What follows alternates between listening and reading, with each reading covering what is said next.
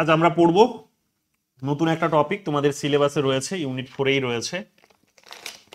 টপিকটার নাম হচ্ছে এখানে ইউনিট 4-এর একেবারে লাস্ট টপিক রয়েছে new social movements. Social movements আর নিউ সোশ্যাল মুভমেন্টস। তো সোশ্যাল মুভমেন্টসটাকে বেসিক্যালি এখনকার দিনে সোশ্যাল মুভমেন্টস বা ওল্ড সোশ্যাল মুভমেন্টসও বলা হয়, এবং নতুন সোশ্যাল মুভমেন্ট বা নয়া সামাজিক আন্দোলন নিউ সোশ্যাল মুভমেন্টসও বলা হয়। তো দুটো আলাদা ডিফারেন্ট, আমরা টাইম পিরিয়ডে দুটো আলাদা আইডিয়া দেখতে পাবো। তো সেগুলো নিয়ে আজ আমরা বোঝার চেষ্টা করবো যে সেগুলো কি। পরীক্ষা এখান থেকে বেশ কতগুলো ইনফরমেটিভ কোয়েশ্চেন জানতে চেয়েছে। থিঙ্কার্সদের বিভিন্ন নাম, তাদের বইয়ের নাম, অনেক সময় ডিফারেন্স আইডেন্টিফাই করতে বলেছে যে ওল্ড এবং নিউয়ের মধ্যে পার্থক্য কোথায়। এবং এগুলো খুব সাধারণ জিনিস, মানে সহজভাবে বুঝলে, ধৈর্য ধরে যদি পুরো ক্লাসটা শোনা যায় তাহলে দেখবার মুখস্থ করার এখানে কিছু নেই। জাস্ট কনসেপ্টটা মাথায় রাখলেই হয়। আর জাস্ট একটু ওই বইয়ের নাম টামগুলো যেগুলো জিজ্ঞেস করে, 2-4 জন থিঙ্কার্স আছে তাদের নামগুলো মনে রাখলেই হবে, এবং অলরেডি তোমরা সেগুলো সবই পড়ে এসেছো। তো চলে আসো আলোচনায়। তাহলে ওল্ড সোশ্যাল মুভমেন্টস বা সোশ্যাল মুভমেন্টসটিকেই জেনারেলি এখনকার দিনে ওল্ড সোশ্যাল মুভমেন্টসও বলা হয়। তাহলে সবার আগে বুঝতে হবে যে ওল্ড সোশ্যাল মুভমেন্টস বা ইন জেনারেল সোশ্যাল মুভমেন্ট বলতে কি বোঝায়। ওল্ড সোশ্যাল মুভমেন্টস বা সোশ্যাল মুভমেন্ট যেটা আমরা বলছি সেটা হচ্ছে এক প্রকার একটা আন্দোলন, যেটা হচ্ছে কি যে সমাজের মধ্যে থেকেই তৈরি হয়।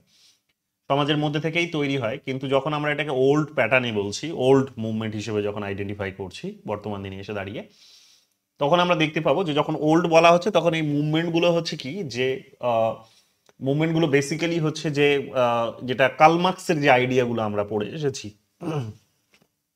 বা মার্কসিস্ট ফিলসফিতে যে সমস্ত বিষয়গুলো আমরা এতদিন পড়ে আসলাম, জেনে আসলাম, কার্ল মার্কস, এঙ্গেলস, লেনিন, রোজা লুক্সেমবার্গ, এই সমস্ত থিঙ্কার্সদের একেবারে পিওর মার্কসিস্ট যারা ছিলেন তাদের কথা বলা হচ্ছে। তো তাদের যে কনসেপ্টগুলো ছিল সেগুলোর বেসিক আইডিয়াটা এটাই ছিল, তোমরা জানো যে সেখানে তারা ক্লাস বেসড মুভমেন্টের কথা বলেছে, তারা সেখানে মেট্রোলিস্টিক কতগুলো কনফ্লিক্টের কথা বলেছে, সেখানে দুটো অপোজিট ক্লাসের কনসেপ্ট দিয়েছে, এবং তাদের মধ্যে একটা অ্যান্টাগনিস্টিক রিলেশনস অর্থাৎ দ্বন্দ্বপূর্ণ একটা সম্পর্কের কথা তারা বলেছে। এবং আমরা দেখতে পাবো যে মোটামুটিভাবে মানুষের যে মানে মানে আন্দোলনগুলো সেগুলো বুঝতেই পারছো যে ইকোনমিক সেন্ট্রিক ছিল, এবং তার সাথে সাথে সেখানে তারা এক প্রকার ইকোনমিক যে ইনইকুয়ালিটিস গুলো, ইকোনমিক যে ইনইকুয়ালিটিস গুলো সেই সময় সোসাইটিতে তৈরি হয়েছিল সেগুলোর বিরুদ্ধে তারা কিন্তু প্রতিবাদ করেছে। তো যে ধরনের আন্দোলনগুলো আমরা সেই সময় দেখেছি, বিশেষ করে এই টাইম পিরিয়ডটা হচ্ছে ইন্ডাস্ট্রিয়াল রেভলিউশনের টাইম পিরিয়ড, যে যখন শিল্প বিপ্লব যখন হচ্ছে এবং শিল্প বিপ্লবের ফলে নতুন ধরনের যে একটা অসাম্যের পরিস্থিতি তৈরি হয়ে উঠছে, তো সেখানে আমরা দেখেছি যে যে ধরনের আন্দোলনগুলো সংগঠিত হয়েছে সেগুলোকেই বেসিক্যালি এখানে ওল্ড সোশ্যাল মুভমেন্ট বা ইন জেনারেল তখনকার দিনে সোশ্যাল মুভমেন্ট হিসেবে কিন্তু দেখানো হয়েছে। সো এগুলো তাহলে কোন কি কি বিষয়কে কেন্দ্র করেছিল? যে ইকোনমিক ইকুয়ালিটি, ইনইকুয়ালিটিকে কেন্দ্র করেছিল, যে অর্থনৈতিক অসাম্য একটা তৈরি হয়েছে। ইন্ডাস্ট্রিয়াল রিভলিউশনস মানে অত্যধিক বেশি সেখানে কিন্তু বলতে পারো যে মেটেরিয়াল ডেভেলপমেন্ট হয়েছে সেখানে।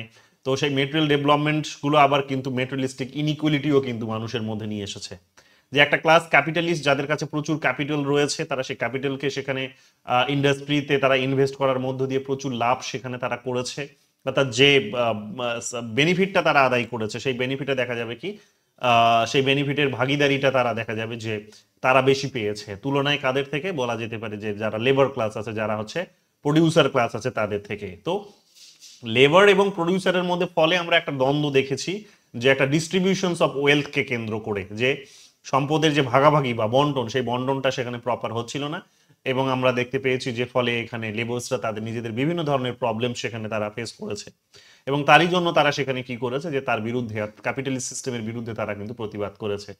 এবং যখন প্রতিবাদ করেছে তখন সেই প্রতিবাদের মাধ্যমগুলো অনেকটা বেশি, তোমরা জানো যে সেখানে বা রিভলিউশনারি ছিল, সেগুলো সেগুলো অনেক বেশি ভায়োলেন্ট ছিল, সেগুলো স্ট্রাইকের কথা বলেছে, সেখানে ধর্নার কথা বলেছে, এই ধরনের বিষয়গুলোকে সেখানে কিন্তু মিডিয়াম হিসেবে কিন্তু ব্যবহার করা হয়েছে।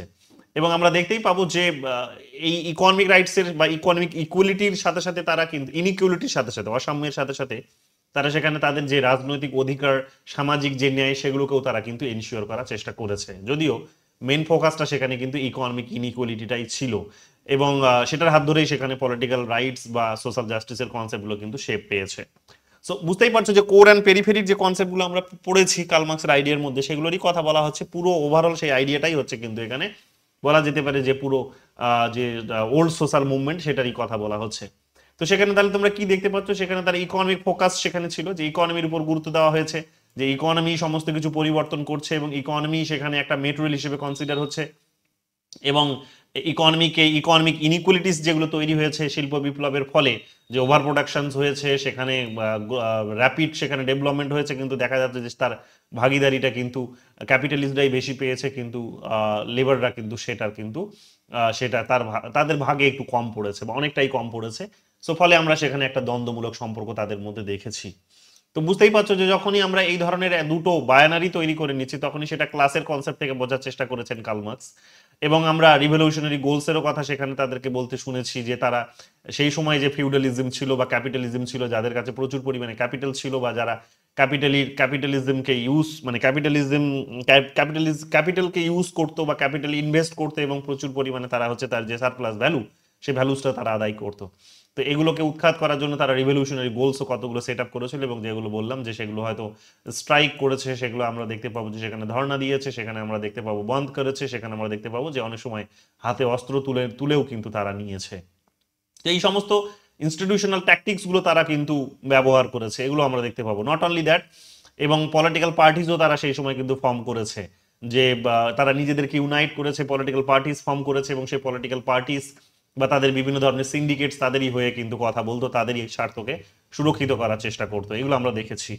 তো এইরকম ভাবে আমরা দেখতে পাবো কি, যে সেই সময়কার যে একটা হায়ারার্কিক্যাল যে স্ট্রাকচার ছিল, বা যে ফর্মাল লিডারশিপের কনসেপ্ট ছিল, ক্যাপিটালিজমের যে কনসেপ্ট ছিল, সেন্ট্রালাইজেশনের যে কনসেপ্ট ছিল, সেগুলোকে ব্রেক করার জন্য এক প্রকার যে আন্দোলনগুলো মাথাচাড়া দিয়ে উঠলো, সেগুলোকে আমরা সামাজিক আন্দোলনের মধ্যে কিন্তু দেখি, যেগুলো সবগুলোই দেখতে পাবে যে কার্ল মার্কসের যে আইডিয়া তার হাত ধরে কিন্তু উঠে এসেছে।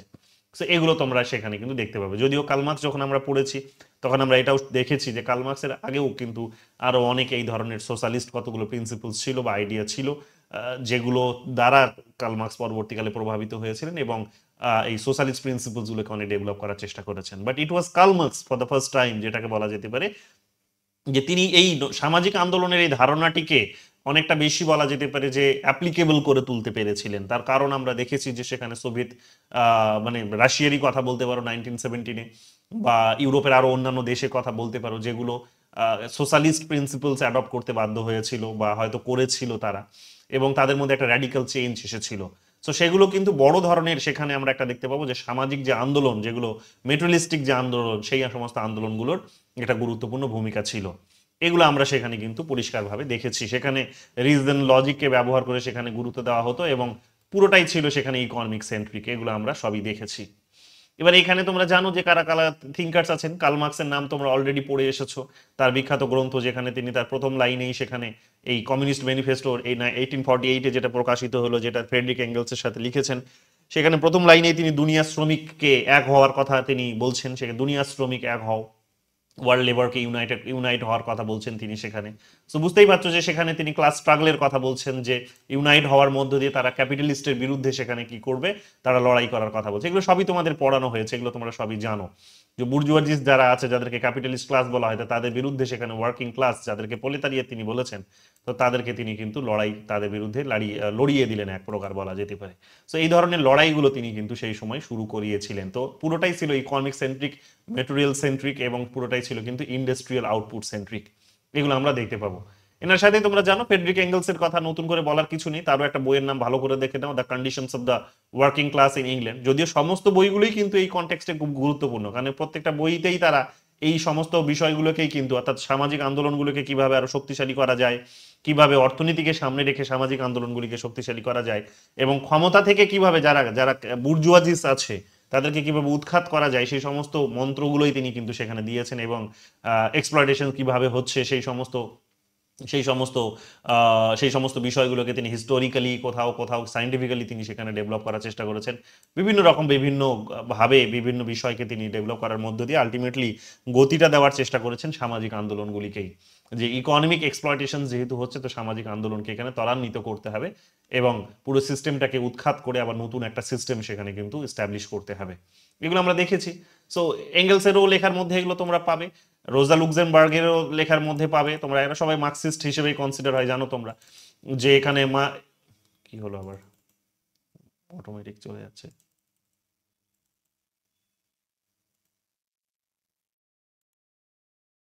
তো এগুলো তোমরা দেখতে পাবে রোজা লুক্সেমবার্গের আইডিয়ার মধ্যে, তোমরা এটা দেখতে পাবে তার একটা গুরুত্বপূর্ণ লেখা রয়েছে, দ্য মাস স্ট্রাইক 1906 এ প্রকাশিত হয়েছিল, যেখানে তিনি মাস স্ট্রাইকস এর কথা বলেছেন, ঠিক আছে, এবং রিভলিউশনারি মুভমেন্টকে আরো স্পার্ক করার চেষ্টা করেছিলেন, সেগুলো আমরা জানি। এছাড়া তোমরা এমিলি ডুরখাইমের লেখায় বইটার নাম মাঝে মাঝে পরীক্ষায় জিজ্ঞেস করে। এই বইটা খুব গুরুত্বপূর্ণ একটা বই। অনেকে তোমরা দেখবে যে যারা দেখবে যে ওই মানে লেবারের কনসেপ্ট নিয়ে যারা চর্চা করেন তাদের কিন্তু এই বইটাকে বিশেষ করে পড়তে হয়, কারণ এখানে তিনি ডিভিশন অফ লেবারের কনসেপ্ট দিয়েছেন, বা এর যে হিস্টোরিক্যাল যে বা অ্যানথ্রোপোলজিক্যাল যে ডেভেলপমেন্ট সেগুলোকে তিনি দেখিয়েছেন, যে ডিভিশন অফ লেবারটা কেন প্রয়োজন পড়লো, এবং ডিভিশন অফ লেবারের মধ্য দিয়ে আলটিমেটলি সোসাইটিটা কোন দিকে এগিয়ে গেছে। তো সেই সমস্ত বিষয়গুলোকে তিনি এখানে কিন্তু এক প্রকার বলতে পারো যে জায়গা দিয়েছেন তার আলোচনায়। সো এটা দেখতে পারো, division of labour in society 1893-তে প্রকাশিত হয়েছিল, ডিউরখাইমের লেখা, এবং তিনি এখানে তার সমাজকেও ভীষণ রকমভাবে গুরুত্ব দিয়েছেন। এগুলো যারা সোসাইটি নিয়ে চর্চা করো তারা জানবে ভালো। তো সোসাইটিকে তিনি ভীষণ রকমভাবে ভ্যালুস দিয়েছেন, সোসাইটির একটা যে রোল আছে, ইম্পর্টেন্স আছে, সেই সমস্ত বিষয়গুলোকেও তিনি এখানে কিন্তু দেখিয়েছেন। তো যাই হোক, সেটা একটা আলাদা পার্ট, বাট মোটামুটি ভাবে বুঝে নাও যে এখানে ইকোনমিক সেন্ট্রিক একটা যে বিষয় সবসময় যে কাজ করেছে একটা বড় চেঞ্জ আসার ক্ষেত্রে, সেই সমস্ত বিষয়গুলোকে এই সমস্ত লেখাগুলো বা এই সমস্ত থিঙ্কারদের আলোচনার মধ্যে তোমরা কিন্তু পাবে। এরপরে চলে আসো, এরপরে আমরা দেখতে পাচ্ছি যে সোসাইটি ইভলভ করছে। জানো তোমরা যে সোসাইটি ইভলভ করছে, আমরা ইন্ডাস্ট্রিয়ালাইজেশনের যুগে নেই, আমরা এখন পোস্ট ইন্ডাস্ট্রিয়ালাইজেশনের যুগে চলে এসেছি। আমরা আর মেটেরিয়ালিজমের যুগে নেই, আমরা পোস্ট মেটেরিয়ালিজমের যুগে চলে এসেছি। আমরা এখন আর মডার্নিজমের যুগে নেই, আমরা এখন পোস্ট মডার্নিজমের যুগে চলে এসেছি। তো সাথে সাথে এখানে কি হয়েছে যে যখন সোসাইটির মধ্যে এই ধরনের কতগুলো পরিবর্তন এসেছে, তখন আমরা দেখতে পাবো যে আইডিয়াগুলোর মধ্যেও পরিবর্তন এসেছে, এবং থিওরিটিক্যাল লেভেলে এর ডেভেলপমেন্টটা তো অনেক আগেই শুরু হয়ে গেছিল। ফ্র্যাঙ্কফার্ট স্কুল নিশ্চয়ই নাম শুনেছো তোমরা, ক্লাসেও তোমাদের বলা হয়েছে একাধিকবার। ফ্র্যাঙ্কফার্ট স্কুল যেটা জার্মানিতে অবস্থিত ছিল, জার্মানিতে দেখবে তারা ক্রিটিক্যাল প্র্যাকটিস করতো। বিশেষ করে তোমরা দেখবে যে কার্ল মার্কসের থিওরি কেন ব্যর্থ হচ্ছে, কেন অ্যাপ্লাই হচ্ছে না, কেন কার্ল মার্কসের থিওরিকে মানুষ অ্যাকসেপ্ট করছে না, কার্ল মার্কসের থিওরির কেন অ্যাপ্লিকেশনস নেই, এই সমস্ত বিষয়গুলোকে নিয়ে তারা চর্চা করতে শুরু করলেন, এবং কেন মানুষ এই এত বড় একটা থিওরিকে ইগনোর করে একটা অন্য ঘরানার জীবন যাপন করছেন, এগুলোকে তারা বোঝার চেষ্টা করলো। যখন বোঝার চেষ্টা করছে, তখনই তারা খুঁজে পেলেন কতগুলো সেখানে লিমিটেশনস। কার লিমিটেশনস? না, কার্ল মার্কসের যে থিওরিজ ছিল, যে ক্লাস বেস সোসাইটির কথা বলেছেন, অ্যান্টাগনিস্টিক রিলেশনস এর কথা বলেছেন, ইকোনমিক সেন্ট্রিক রিলেশনের, ইকোনমিক একটা একটা মেটেরিয়াল সেন্ট্রিক একটা জীবনযাপনের কথা বলেছেন, কোর পেরিফেরির যে কোর এবং কোর বলছি বেস এবং সুপার স্ট্রাকচারের যে আইডিয়া দিয়েছেন, পার্টির যে ধারণা দিয়েছেন, তারপরে সেখানে এক্সপ্লয়টেশনের যে ধারণা দিয়েছেন, সেগুলোর মধ্যে থেকে অনেক ভ্যারিয়েশনস নতুন নতুন বের করার চেষ্টা করলেন কিন্তু পরবর্তীকালের এই থিঙ্কার্সরা, যারা কার্ল মার্কসকে সমালোচনা করলেন। কার্ল মার্কসের থিওরিসটাকে আবার নতুন আঙ্গিকে দেখার চেষ্টা করলেন, বা এক প্রকার বলতে পারো যে একটা ওখান থেকে বেরিয়ে এসে নতুন সময়ে নতুন ভাবে এটাকে যখন বোঝার চেষ্টা করলেন। সো তখন আমরা দেখতে পাবো কি যে এই যে নয়া সামাজিক আন্দোলনগুলোকে তারা বোঝার চেষ্টা করেছেন। সো এই নয়া সামাজিক আন্দোলনগুলোর কথা যখন আমরা বলছি, তখন সেই ফ্র্যাঙ্কফার্ট স্কুলের কথাটা আমাদেরকে শুরু থেকেই বলতে হয়। হাবারমার্সের নাম তোমরা পাবে নিচের দিকে, বলবো আমি থিঙ্কার ওয়াইজও তোমাদের কিছু থিঙ্কার্সের নামও বলবো। তো হাবারমার্সের নাম তোমরা পাবে। তোমরা তোমরা পোস্ট মার্কসিজম যখন শুরু হচ্ছে, যে মার্কসিজমের যে এরা যেটা ছিল, মার্কসিজমের এরা বা সোশ্যাল মিডিয়ার সোশ্যাল মুভমেন্টের যে এরা ছিল, যেখানে হচ্ছে ইকোনমিক সেন্ট্রিক মুভমেন্টের কথা বলা হয়েছে, কার্ল মার্কস যেখানে ইকোনমিক মেটেরিয়ালিজমের কথা বলেছেন, সেখান থেকে বেরিয়ে এসে নতুন একটা সমাজ সভ্যতার যখন তৈরি হচ্ছে, বা নতুন ধরনের একটা যখন কাঠামো তৈরি হচ্ছে সমাজের মধ্যে, বা মানুষ যখন ওই ইকোনমির ধারণা দিয়ে আর যখন দেখছে না, নিজেকে অন্য রকম ভাবে যখন দেখছে, ইকোনমির বাইরে বেরিয়েও আরো অনেক ধরনের তাদের মধ্যে কালচার, তাদের আইডেন্টিটি, তাদের সোশ্যাল স্টেটাস, বিভিন্ন কিছু বিষয় দিয়ে, এনভায়রনমেন্ট, বিভিন্ন ধরনের আরো অন্যান্য রাইটস গুলো দিয়ে তারা যখন নিজেকে যখন পরিমাপ করছেন, তখন দেখা যাচ্ছে যে কার্ল মার্কসের থিওরি কিন্তু আর ফিট করছে না। তো সেটাকেই নতুন করে তোমরা দেখবে আর্নেস্টো লাকলাও এবং চাঁতাল মুফে, এই নামও দুটো খুব গুরুত্বপূর্ণ নাম, যারা পোস্ট মার্কসিজমের কিন্তু শুরুয়াতটা করিয়েছিলেন। তাদের হাত ধরেই প্রথম পোস্ট মার্কসিজমের বই বেরিয়ে আসে, এবং সেখানেই তারা এই নয়া সামাজিক আন্দোলনগুলো এক প্রকার যে মার্কসিজমেরই এক প্রকার যে এক্সটেনশন হতে পারে, এবং মার্কসিজমেরই এক্সটেনশন শুধু না, এটাকে তারা পোস্ট মার্কসিজম হিসেবেও দেখার চেষ্টা করেছেন, যে ওই মার্কসিজমের সেই ক্লাসের কনসেপ্টে, ইকোনমির কনসেপ্টে দেখলেই যে আর নতুন করে মানে মানে বিশেষ কোনো পরিবর্তন যে নিয়ে আসা আর যে সম্ভব নয় সেটা তারা রিয়েলাইজ করেছেন, এবং সোসাইটিতে নতুন নতুন যে আন্দোলনগুলো সংগঠিত হয়েছে সেগুলোকে বুঝে তারা বোঝার চেষ্টা করেছেন যে এটাকে পোস্ট মার্কসিস্ট এরা হিসেবে কিন্তু কনসিডার করা যেতে পারে। তো এখানে আমরা কি পাবো, যে যেখানে আমরা দেখতে পাচ্ছি যে পোস্ট ইন্ডাস্ট্রিয়াল এরা যেটাকে বলছি, পোস্ট মেটেরিয়াল এরা যেটাকে আমরা বলছি, পোস্ট মডার্ন এরা যেটাকে খানিকটা আমরা বলছি, সেখানে আমরা কি পাচ্ছি, আমরা এটাই পাচ্ছি যে সেখানে কিন্তু আর ইকোনমিকে ভ্যালুস দেওয়া হচ্ছে না। ইকোনমির বাইরে বেরিয়ে এসে, যদিও এখানে ডেভেলপ এবং আন্ডার ডেভেলপ কান্ট্রিজগুলোর একটা এক্সপিরিয়েন্স আলাদা, আমি এটা ক্লাসের শেষে বলবো সেটা। এখানে আমরা দেখতে পাচ্ছি যে যখন যখন মার্কসিস্ট এরা বা সোশ্যাল মিডিয়া সোশ্যাল মুভমেন্টের যে এরাটা আমরা দেখলাম, যে ইন্ডাস্ট্রিয়াল এরা যেটাকে বলছি বা যেটাকে রেশনালিটির এরা বলছি বা মডার্নাইজেশনের এরা বলছি, যেটা সেখানে যখন আমরা ইকোনমিক সেন্ট্রিক একটা ডেভেলপমেন্ট যখন দেখেছি, ইকোনমিকে বেস করে সমস্ত ধরনের রেশনালিটিকে যখন আমরা সাজাতে দেখেছি, তার বিপরীতে আমরা দেখতে পাচ্ছি কি যে তার পরের পিরিয়ডটাতে আমরা এসে দেখতে পাচ্ছি যে শুধু মানুষ আর ইকোনমি সেন্ট্রিক কল্পনা করছে না, এখানে তাদের নিজেদের যে সংস্কৃতি, তাদের নিজেদের যে আইডেন্টিটি, সেগুলোর উপরে মানুষ কিন্তু ফোকাস করছে।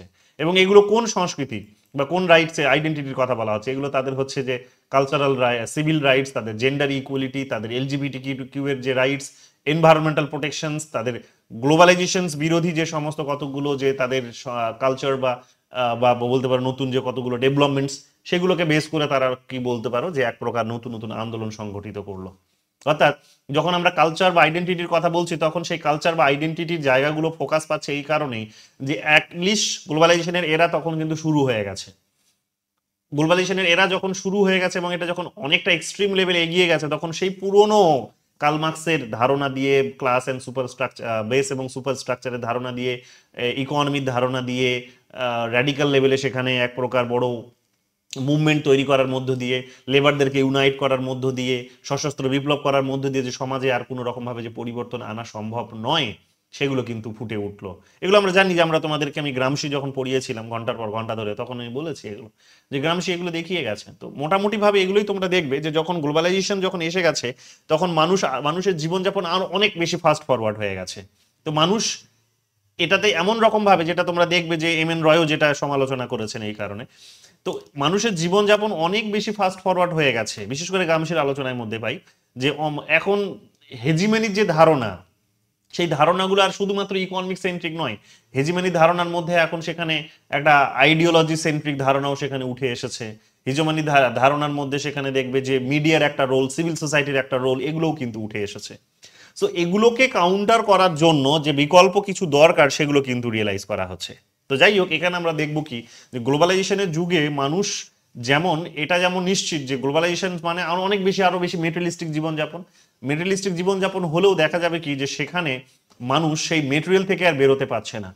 মেটেরিয়ালটাকে এক প্রকার সে জানছে যে সে মেটেরিয়ালের কারণে, মেটেরিয়াল দিয়েই সে শোষিত হচ্ছে, বঞ্চিত হচ্ছে, কিন্তু সে নিজেকে এই মেটেরিয়াল থেকে বের করতে পারবে না। কিন্তু বিপরীতে সে কি করছে, সিস্টেমটিকে ওই এক্সপ্লয়টেশনের হাত থেকে মুক্তি পাওয়ার জন্য সে অন্যান্য যে সমস্ত বিষয়গুলো উঠে এসেছে নতুন, সেগুলোকে সে ইস্যু বানাচ্ছে, সেগুলোকে সে অস্ত্র করে এক প্রকার সিস্টেমের বিরোধিতা করছে বা গ্লোবালাইজেশনের বিরোধিতা করছে, বা বলতে পারো যে এক প্রকার ওই এক্সপ্লয়টেশনসের এক প্রকার বিরোধিতা করছে। তো এখানে আমরা কি দেখতে পাবো যে গ্লোবালাইজেশন যখন এসেছে তখন মানুষকে অনেক বেশি অপরচুনিটিস দিয়েছে, যত বেশি অপরচুনিটিস দিয়েছে তত বেশি এক্সপ্লয়টেশনও হয়েছে। দেখতে পাচ্ছি আমরা যে আমরা আজকে দেখো আমাদের সেভিংস বলে কিছু নেই, আমরা প্রচুর দিন রাত এক করে করছি, বা এই যে দেখো এত এত পড়াশোনা করছি তারপরও আমাদের কিন্তু চাকরি হচ্ছে না, এত এত পড়াশোনা করছি তারপরও আমাদের কিন্তু সেখানে পকেটে কোনো টাকা থাকছে না, আমরা এখনো মানে একটা নির্দিষ্ট বয়স হয়তো অনেকের বিয়ে করার পার হয়ে যাচ্ছে, অনেকের হয়তো দেখবে সেখানে যে অনেক ধরনের সেখানে হয়তো কি হচ্ছে, অসুবিধা উঠে আসছে। তো এগুলো কি বলছে, যে এগুলো বলছে যে এক প্রকার মানুষ এত বেশি পরিশ্রম করছে, তার হ্যাঁ এটা হয়তো ঠিক যে তার লিভিং স্ট্যান্ডার্ড বেড়েছে, কিন্তু তার মানে প্যারালালি কিন্তু তার এক্সপ্লয়টেশনসটাও তো বেড়েছে, যে সে ন্যূনতম সেভিংস টুকুও করতে পারছে না, সে তার নিজস্ব লাইফ যেটাকে লাইফ ওয়ার্ল্ড বলেছেন, যেটা পরবর্তীকালে আমরা দেখব, তো সেগুলোকে সে মেনটেন করতে পারছে না। তো যখন পারছে না, তখনই আমরা কি দেখতে পাচ্ছি যে সেগুলোকে বিরোধিতা করার জন্য সরাসরি হয়তো যেহেতু সে সেটার মানে কি বলবো, যে ইকোনমিক সিস্টেমের যেহেতু সে উপভোগকারী, তো ইকোনমিক সিস্টেমটাকে কমপ্লিটলি বিরোধিতা করতে পারছে না, কিন্তু বিরোধিতা করছে সে হয়তো জেন্ডার ইস্যুকে সামনে রেখে, তার সিভিল রাইটস এর ইস্যুকে সামনে রেখে, তার এলজিবিটি কিউ এর রাইটস কে ইস্যু সামনে রেখে, এনভায়রনমেন্টের ইস্যুসকে সামনে রেখে, তার কালচারের অন্যান্য বিষয়, বিভিন্ন ধরনের যে কালচার আছে, তার ভাষাগত, তার জাতিগত, তার ধর্মগত, সেগুলোকে সামনে রেখে সে কি করছে, সে কিন্তু সিস্টেমের বিরোধিতা করার চেষ্টা করছে। তো দেখবে সোসাইটিতে গ্লোবালাইজেশন আসার সঙ্গে সঙ্গে দেখবে তোমরা এইরকম বিভিন্ন ধরনের নতুন নতুন দেখবে আন্দোলন উঠে এসেছে, বিভিন্ন ধরনের আন্দোলন উঠে এসেছে। তো মানুষ আগে এই সমস্ত বিষয়গুলোকে কেন্দ্র করে যে আন্দোলন করা যেতে পারে এগুলো ভাবতোই না, কিন্তু এখন মানুষ কিন্তু ভাবছে সেগুলো। তো এখন মানুষ সেগুলো ভাবছে এবং এই সমস্ত বিষয়গুলো কিন্তু এখানে কি হয়েছে, নতুন নয়া সামাজিক আন্দোলনের একটা পার্ট হয়ে গেছে। তো এরকম ভাবে তোমরা দেখবে যে কালচার এবং আইডেন্টিটিকে মানুষ ফোকাস করেছে।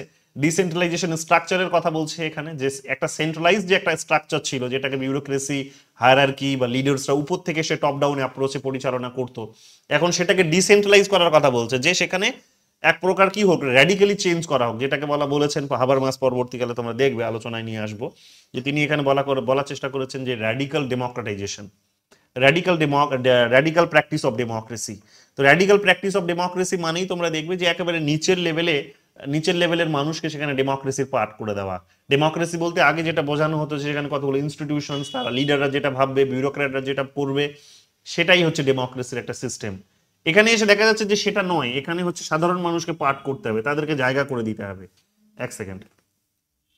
তো এখানে আমরা দেখতে পাচ্ছি কি, যে যে স্ট্রাকচার সেটাকে ব্রেক করার কথা বলছে। এখানে আমরা দেখতে পাবো যে সেটাকেই তারা ভাঙার কথা বলছে এবং একেবারে সোশ্যাল ডেমোক্রেসির যে আইডিয়া সেটাকে প্র্যাকটিস করার কথা বলছে, যে একেবারেই মানুষের সোসাইটিতে অন্যান্য যে সমস্ত এলিমেন্টস গুলো আছে, যেগুলোকে বেস করে মানুষ তার নিজের লাইফ উপভোগ করে বা সে প্রত্যেক দিন জীবনযাপন করছে, সে নিজেকে হ্যাপি রাখার ব্যবস্থা করছে, সে নিজের ডেভেলপমেন্ট এনশিওর করছে, তো সেগুলোকেও ডেমোক্রেসির পার্ট করতে হবে। তো এইরকম ভাবে দেখা যাবে কি, যে একটা সেন্ট্রালাইজ যে একটা স্ট্রাকচার ছিল সেটাকে ডিসেন্ট্রালাইজ করার কথা বলছে। তো এগুলোর মধ্য দিয়ে আমরা কিন্তু, এই আন্দোলনের মধ্য দিয়ে আমরা দেখতে পাবো যে এই সমস্ত দাবিগুলো কিন্তু উঠে উঠে আসছে। গ্লোবাল এবং লোকাল কনসার্ন আমরা দেখতে পাবো, যে গ্লোবাল লেভেলে যেমন হচ্ছে, দেখবে তোমরা, মানে এই পয়েন্টটাকে আমি আপাতত স্কিপ করছি, পরে এটা বোঝাবে, এখন তোমরা গুলিয়ে ফেলবে। সিম্বলিক অ্যাকশনস হিসেবে আমরা তোমরা দেখতে পাবে যে এইগুলো আদায় করার জন্য দেখবে বিভিন্ন ধরনের দেখবে প্রোটেস্ট হচ্ছে, বিভিন্ন ধরনের দেখবে সোশ্যাল মিডিয়া ক্যাম্পেইন হচ্ছে, বয়কট হচ্ছে, সোশ্যাল মিডিয়াতে দেখবে রোজই দেখবে কিছু না কিছু নিয়ে ট্রেন্ডিং হচ্ছে, কালচারাল এক্সপ্রেশনস এখানে বিভিন্ন ধরনের মানুষের বেরিয়ে আসে। তো এগুলো কিন্তু হচ্ছে, এগুলো আমরা দেখতে পাবো। তাছাড়াও তোমরা দেখবে যে হাবারমাস একটা নতুন আইডিয়া দিয়েছেন, কমিউনিকেশন অ্যাকশনের কথা বলেছেন, সেখানে তুমি দেখবে। তো কমিউনিকেশন অ্যাকশনস মানে হচ্ছে যে প্রত্যেকদিন মানুষের মধ্যে কি করতে হবে, একটা কমিউনিকেশনসটাকে ইনক্রিজ করতে হবে, বাড়াতে হবে, আদান প্রদান হবে, ইনফরমেশনের আদান প্রদান হবে, একে অপর সেখানে চর্চা করবে, এইগুলো একটা শান্তিপূর্ণ পথে যেগুলো হয় আর কি। তো এগুলোর মধ্য দিয়ে মানুষের মধ্যে সচেতনতা বৃদ্ধি পাবে। কেন? কারণ এগুলোর স্কোপটা কিন্তু কমে এসেছে, মানুষ এত বেশি ব্যস্ত হয়ে গেছে, এত বেশি সেখানে তার লিভিং স্ট্যান্ডার্ড হয়তো গ্লোবালাইজেশন এসে বাড়িয়ে দিয়েছে, বা ডাইভার্সিফিকেশন এসেছে এত বেশি তার, তো সেগুলো নিয়েই সে ব্যস্ত হয়ে গেছে।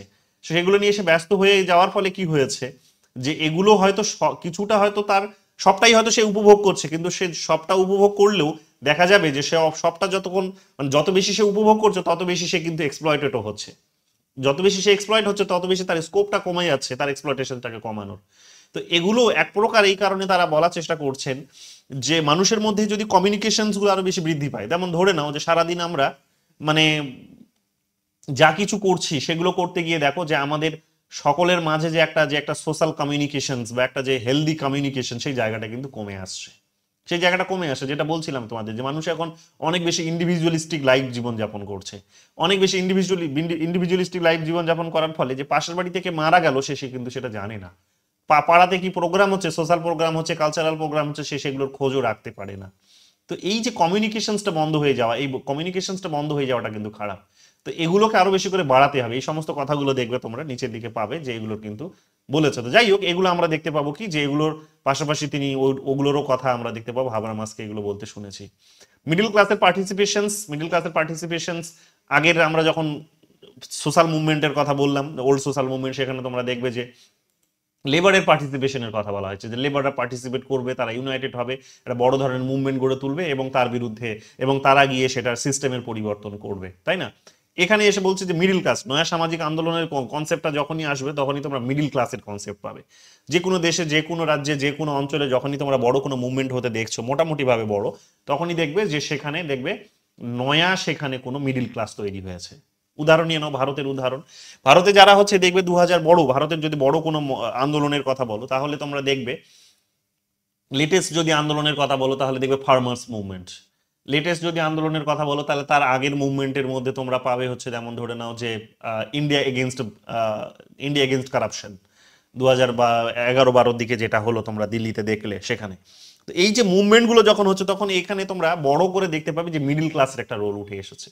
তোমরা আনন্দবাজার পত্রিকা বা বিভিন্ন পত্র পত্রিকা নিশ্চয়ই তোমরা যখন ফার্মার্স মুভমেন্ট হয়েছিল নিশ্চয়ই তখন পড়েছো, তখন তোমরা সমস্ত পত্রিকাগুলোতে এটা নিশ্চয়ই মানে মোটামুটি ভাবে এই প্রশ্নটা নিশ্চয়ই তোমাদের মাথায় জেগেছে as a student of political science, as a student of international relations, as a student of government, যে এই আন্দোলনটা এই পাঞ্জাবে এবং উত্তরপ্রদেশ এবং হরিয়ানার এই বর্ডারগুলোতেই কেন হচ্ছে, অন্য কোথাও কেন হচ্ছে না? পাঞ্জাব হরিয়ানাতেই কেন হচ্ছে, অন্য কোথাও কেন হচ্ছে না? এই প্রশ্নটা নিশ্চয়ই তোমাদের মনে জেগেছে। তো তার উত্তরটা কি? তার উত্তরটা হচ্ছে যে ওখানকার কৃষকরা হচ্ছে, দেখলে ধর দিল্লিতে যারা কৃষকরা যেখানে আন্দোলন করতে গেছিল তাদের অনেকে দেখবে তোমরা ট্রাক্টর নিয়ে বেরিয়েছে, আন্দোলন করতে গেছে। ট্রাক্টরে একটা কিন্তু কম দাম নয়, একটা ট্রাক্টরের কিন্তু বেশ ভালো দাম, এবং একজনের কাছে একাধিক ট্রাক্টর আছে, বিভিন্ন ধরনের তার যন্ত্রপাতি আছে, বিভিন্ন ধরনের তার ইনস্ট্রুমেন্ট আছে কৃষি কাজ করার। মোটামুটি ভাবে ধরে নাও যে সে বড় রকমের একটা ইনভেস্ট করেছে। এবার যে ইনভেস্ট করেছে কৃষি কাজের জন্য, ধরো একটা মোটামুটি ভাবে গড়ে এভারেজে 10 লাখ টাকার ইনভেস্ট, 10 লাখ টাকার ইনভেস্ট যদি যে করতে পারে সে কিন্তু মোটামুটি ভাবে ধরে নাও যে মিডিল ক্লাসের মধ্যেই আসে। সে হয়তো লোয়ার লেভেলের মিডিল ক্লাস, কিন্তু মিডিল ক্লাসের মধ্যে কিন্তু আসে। তো পাঞ্জাব এবং হরিয়ানা এবং উত্তরপ্রদেশের ওই এলাকাগুলিতে এগ্রিকালচারাল মুভমেন্ট বা একটা বড় ধরনের গ্রিন রিভলিউশন তো সেখানে হয়েছে, এবং হওয়ার ফলে দেখবে বড় বড় সেখানে কৃষক বেরিয়ে এসেছে, এবং দেখবে কৃষকদের অ্যাকাউন্টে দেখবে লক্ষ কোটি টাকার কিন্তু ব্যালেন্স আছে। সবার কথা বলছি না, যারা যারা ফলোয়ার তাদের কথা বলছি না, যারা লিডার তাদের কথা বলছি। তো তারা লিডার কিন্তু তারা কৃষক, কিন্তু কৃষক তাদের অ্যাকাউন্টে কিন্তু সেখানে একটা মিডল ক্লাসের অ্যাকাউন্টে যেরকম টাকা থাকে তাদের অ্যাকাউন্টে কিন্তু টাকা আছে, বা তাদের কাছে সেই ধরনের কিন্তু সম্পদ আছে। তাহলে এই নতুন টেকনোলজিকে যেগুলো এসেছে সেগুলোকে তারা ইউজ করার মধ্য দিয়ে তাদের নিজেদের ইনকাম লেভেলটাকে তারা বাড়িয়ে ফেলতে পেরেছে, এবং সেটার মধ্য দিয়ে তাদের নিজেদের সমস্ত ধরনের ক্যাপাসিটিটাকে ইনক্রিজ করেছে, যেটার একটা বড় ডেভেলপমেন্ট আমরা দেখতে পেলাম কি, যে তারা সরকার বিরোধী একটা বা সরকারের যে পলিসি সেই পলিসি বিরোধী একটা আন্দোলন কিন্তু তারা করলো। তো এটা কিন্তু মিডিল ক্লাস, অর্থাৎ ওখানেই হলো। তার মানে হচ্ছে ওখানকার যে ফার্মার্স এর মধ্যে যে মিডিল ক্লাস বা তাদের মধ্যে একটু বেটার পজিশনে যারা আছে তারাই কিন্তু মুভমেন্টটা কিন্তু করালো। রাকেশ টিকায়েতের কথা বলতে পারো তোমরা।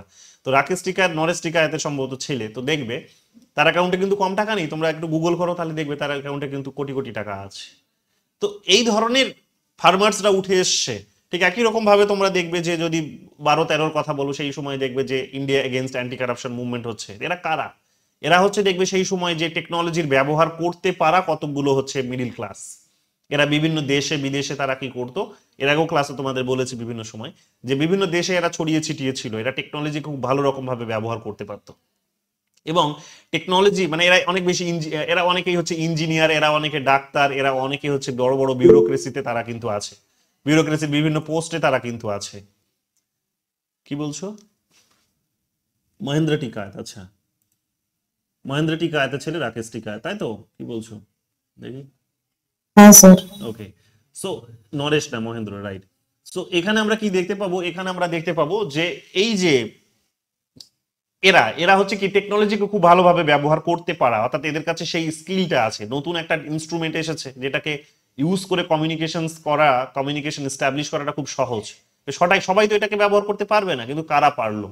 তারাই পারলো যাদের হচ্ছে প্রপার এডুকেশন আছে, বা এডুকেশন লাভ করার মতো যাদের কাছে টাকা পয়সা আছে।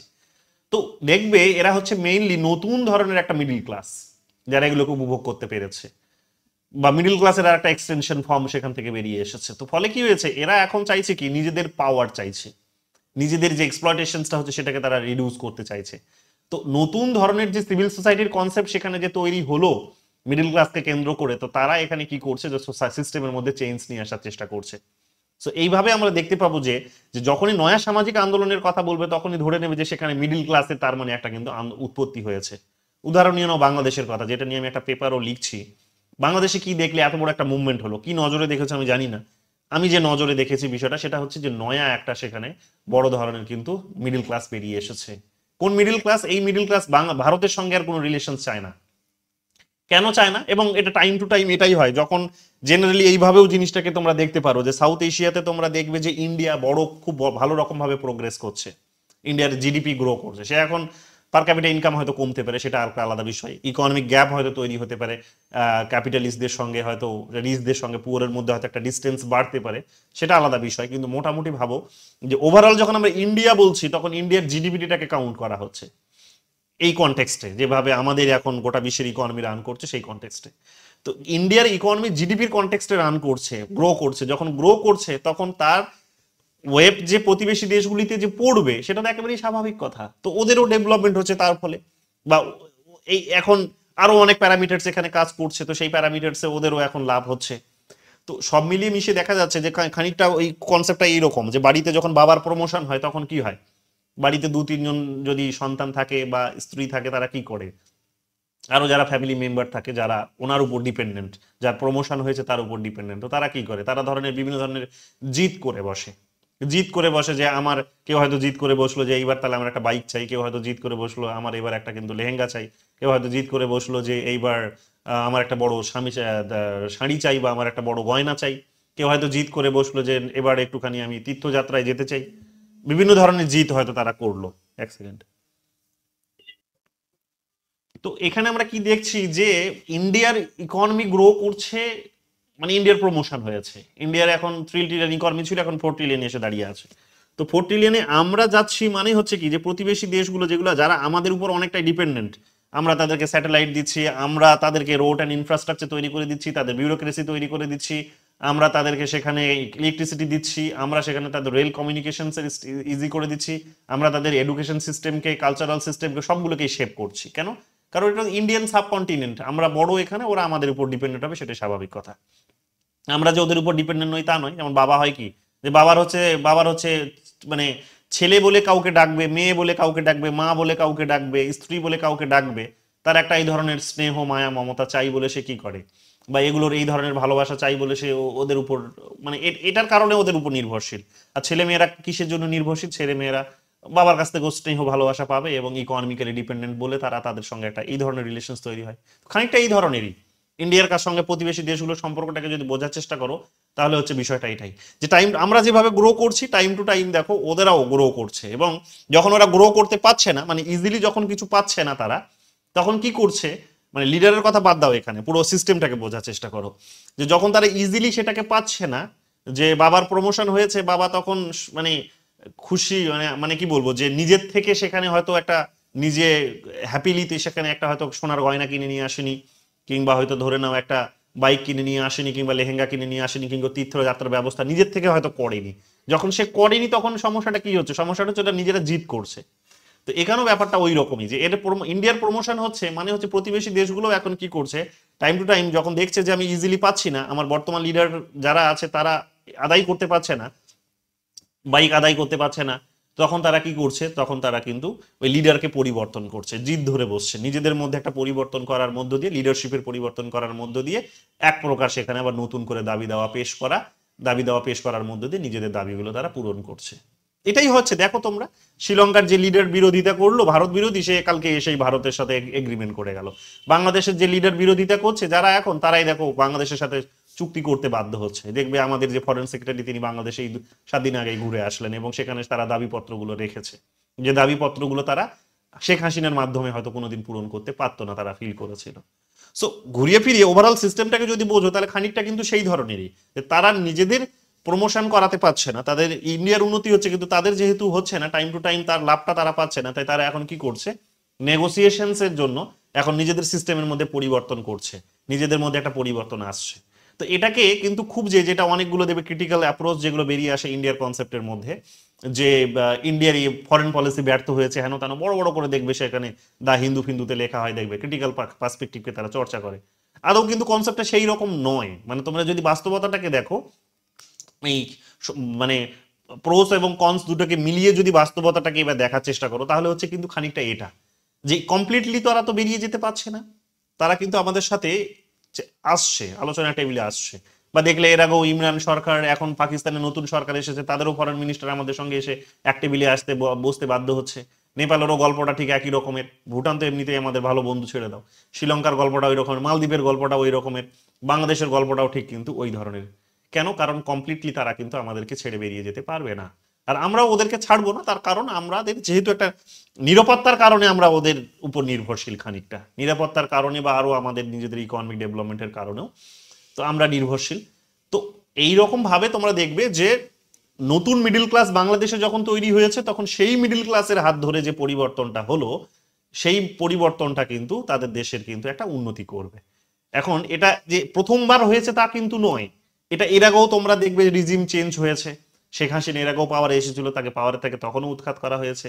তার বাবার পাওয়ারে ছিল, তাকেও তখনও সেখানেও পালাবদল হয়েছে। মাঝে আবার দেখবে মানে আরো অনেক সময় তাদের দেখবে পাকিস্তান বা ইয়ের সঙ্গে দেখবে পাকিস্তানের সাথে ভালো রিলেশন তৈরি হয়েছে। তো এটা প্রথমবার নয় যে তাদের পাকিস্তানের সাথে আবার ভালো রিলেশন তৈরি হয়েছে, এর আগেও হয়েছে, কিন্তু আবার সেখানে সিস্টেমের মধ্যে পরিবর্তন আসছে। অর্থাৎ এটা বার্গেনিং প্রসেস। এটা যদি তোমরা হিস্ট্রিটা দেখার চেষ্টা করো, যেটা আমি দেখছিলাম, এটা একটা বার্গেনিং প্রসেস। তো এই প্রসেসের মধ্য দিয়ে যাচ্ছে, কিন্তু কখন হচ্ছে, যখন টাইম টু টাইম তাদের মধ্যে পরিবর্তন আসছে। তো এই পরিবর্তনটাতে তোমরা দেখবে যে এখন তারা লিস্ট ডেভেলপ কান্ট্রিজ থেকে তারা ডেভেলপিং কান্ট্রিজে উত্তীর্ণ হওয়ার চেষ্টা করছে, গ্রাজুয়েশন যেটাকে বলা হচ্ছে, যে গ্রাজুয়েশন হবে তারা 2026 সালে। 2026 সালে তারা গ্রাজুয়েট করবে, আর ইন্ডিয়ার ইকোনমি অলরেডি সেখানে প্রমোটেড, একটা ভালো পজিশনে আছে, গোটা বিশ্ব জুড়ে নাম কামাচ্ছে। তো সেখানে তারা তো এখন তাদের নিজেদের যে মিডল ক্লাস তৈরি হয়েছে, যেটা বললাম যে স্টুডেন্টরাও সেখানে কিন্তু ভালো ইনকাম আছে তাদের, এরা শুধু স্টুডেন্ট নয়, এরা কিন্তু ভালো রকমের ইনকাম আছে, এদের ব্যবসা আছে। এরা হয়তো ঢাকা ইউনিভার্সিটি বা বিভিন্ন আশেপাশে ইউনিভার্সিটিতে পড়ছে ঠিকই, কিন্তু এরা কেউ স্টুডেন্ট নয়। স্টুডেন্টের সাথে সাথে এরা কিন্তু বড় রকমের এন্টারপ্রেনার, ব্যবসায়িকেরা, বা বিভিন্ন ধরনের তাদের ইন্ডিপেন্ডেন্ট কিন্তু ইনকাম আছে। সো এরা যেভাবে সিস্টেমটাকে কাজে লাগিয়ে প্রোগ্রেস করছে, গ্রো করছে, এটাকে কোনো রকম ভাবে তুমি ইগনোর করতে পারবে না। তো এই মিডল ক্লাসের গল্পটা ঠিক ওইটাই। এক সেকেন্ড, হ্যালো হ্যালো, হ্যাঁ নেমেছো? নেমেছো? ওখানে দাঁড়িয়ে থাকো, আমি বুনুকে, আমার আমার বুনুকে পাঠাচ্ছি আমি। হুম। তো গল্পটা, এক সেকেন্ড দাঁড়িয়ে যাও। বুনু,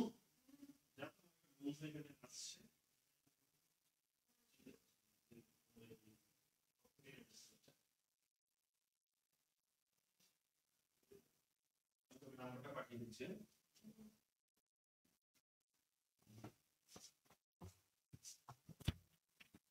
মিডিল ক্লাসের গল্পটা হচ্ছে ঠিক এটাই, যে মিডিল ক্লাস কি করে, যে নতুন নতুন মিডিল ক্লাস যখন তৈরি হয় তখন তারা কি করে, যে নতুন নতুন রকম ভাবে তারা কিন্তু আন্দোলন তৈরি করার চেষ্টা করে, এগুলো আমরা দেখতে পাবো। তো বাংলাদেশের গল্পটা ওই রকমই।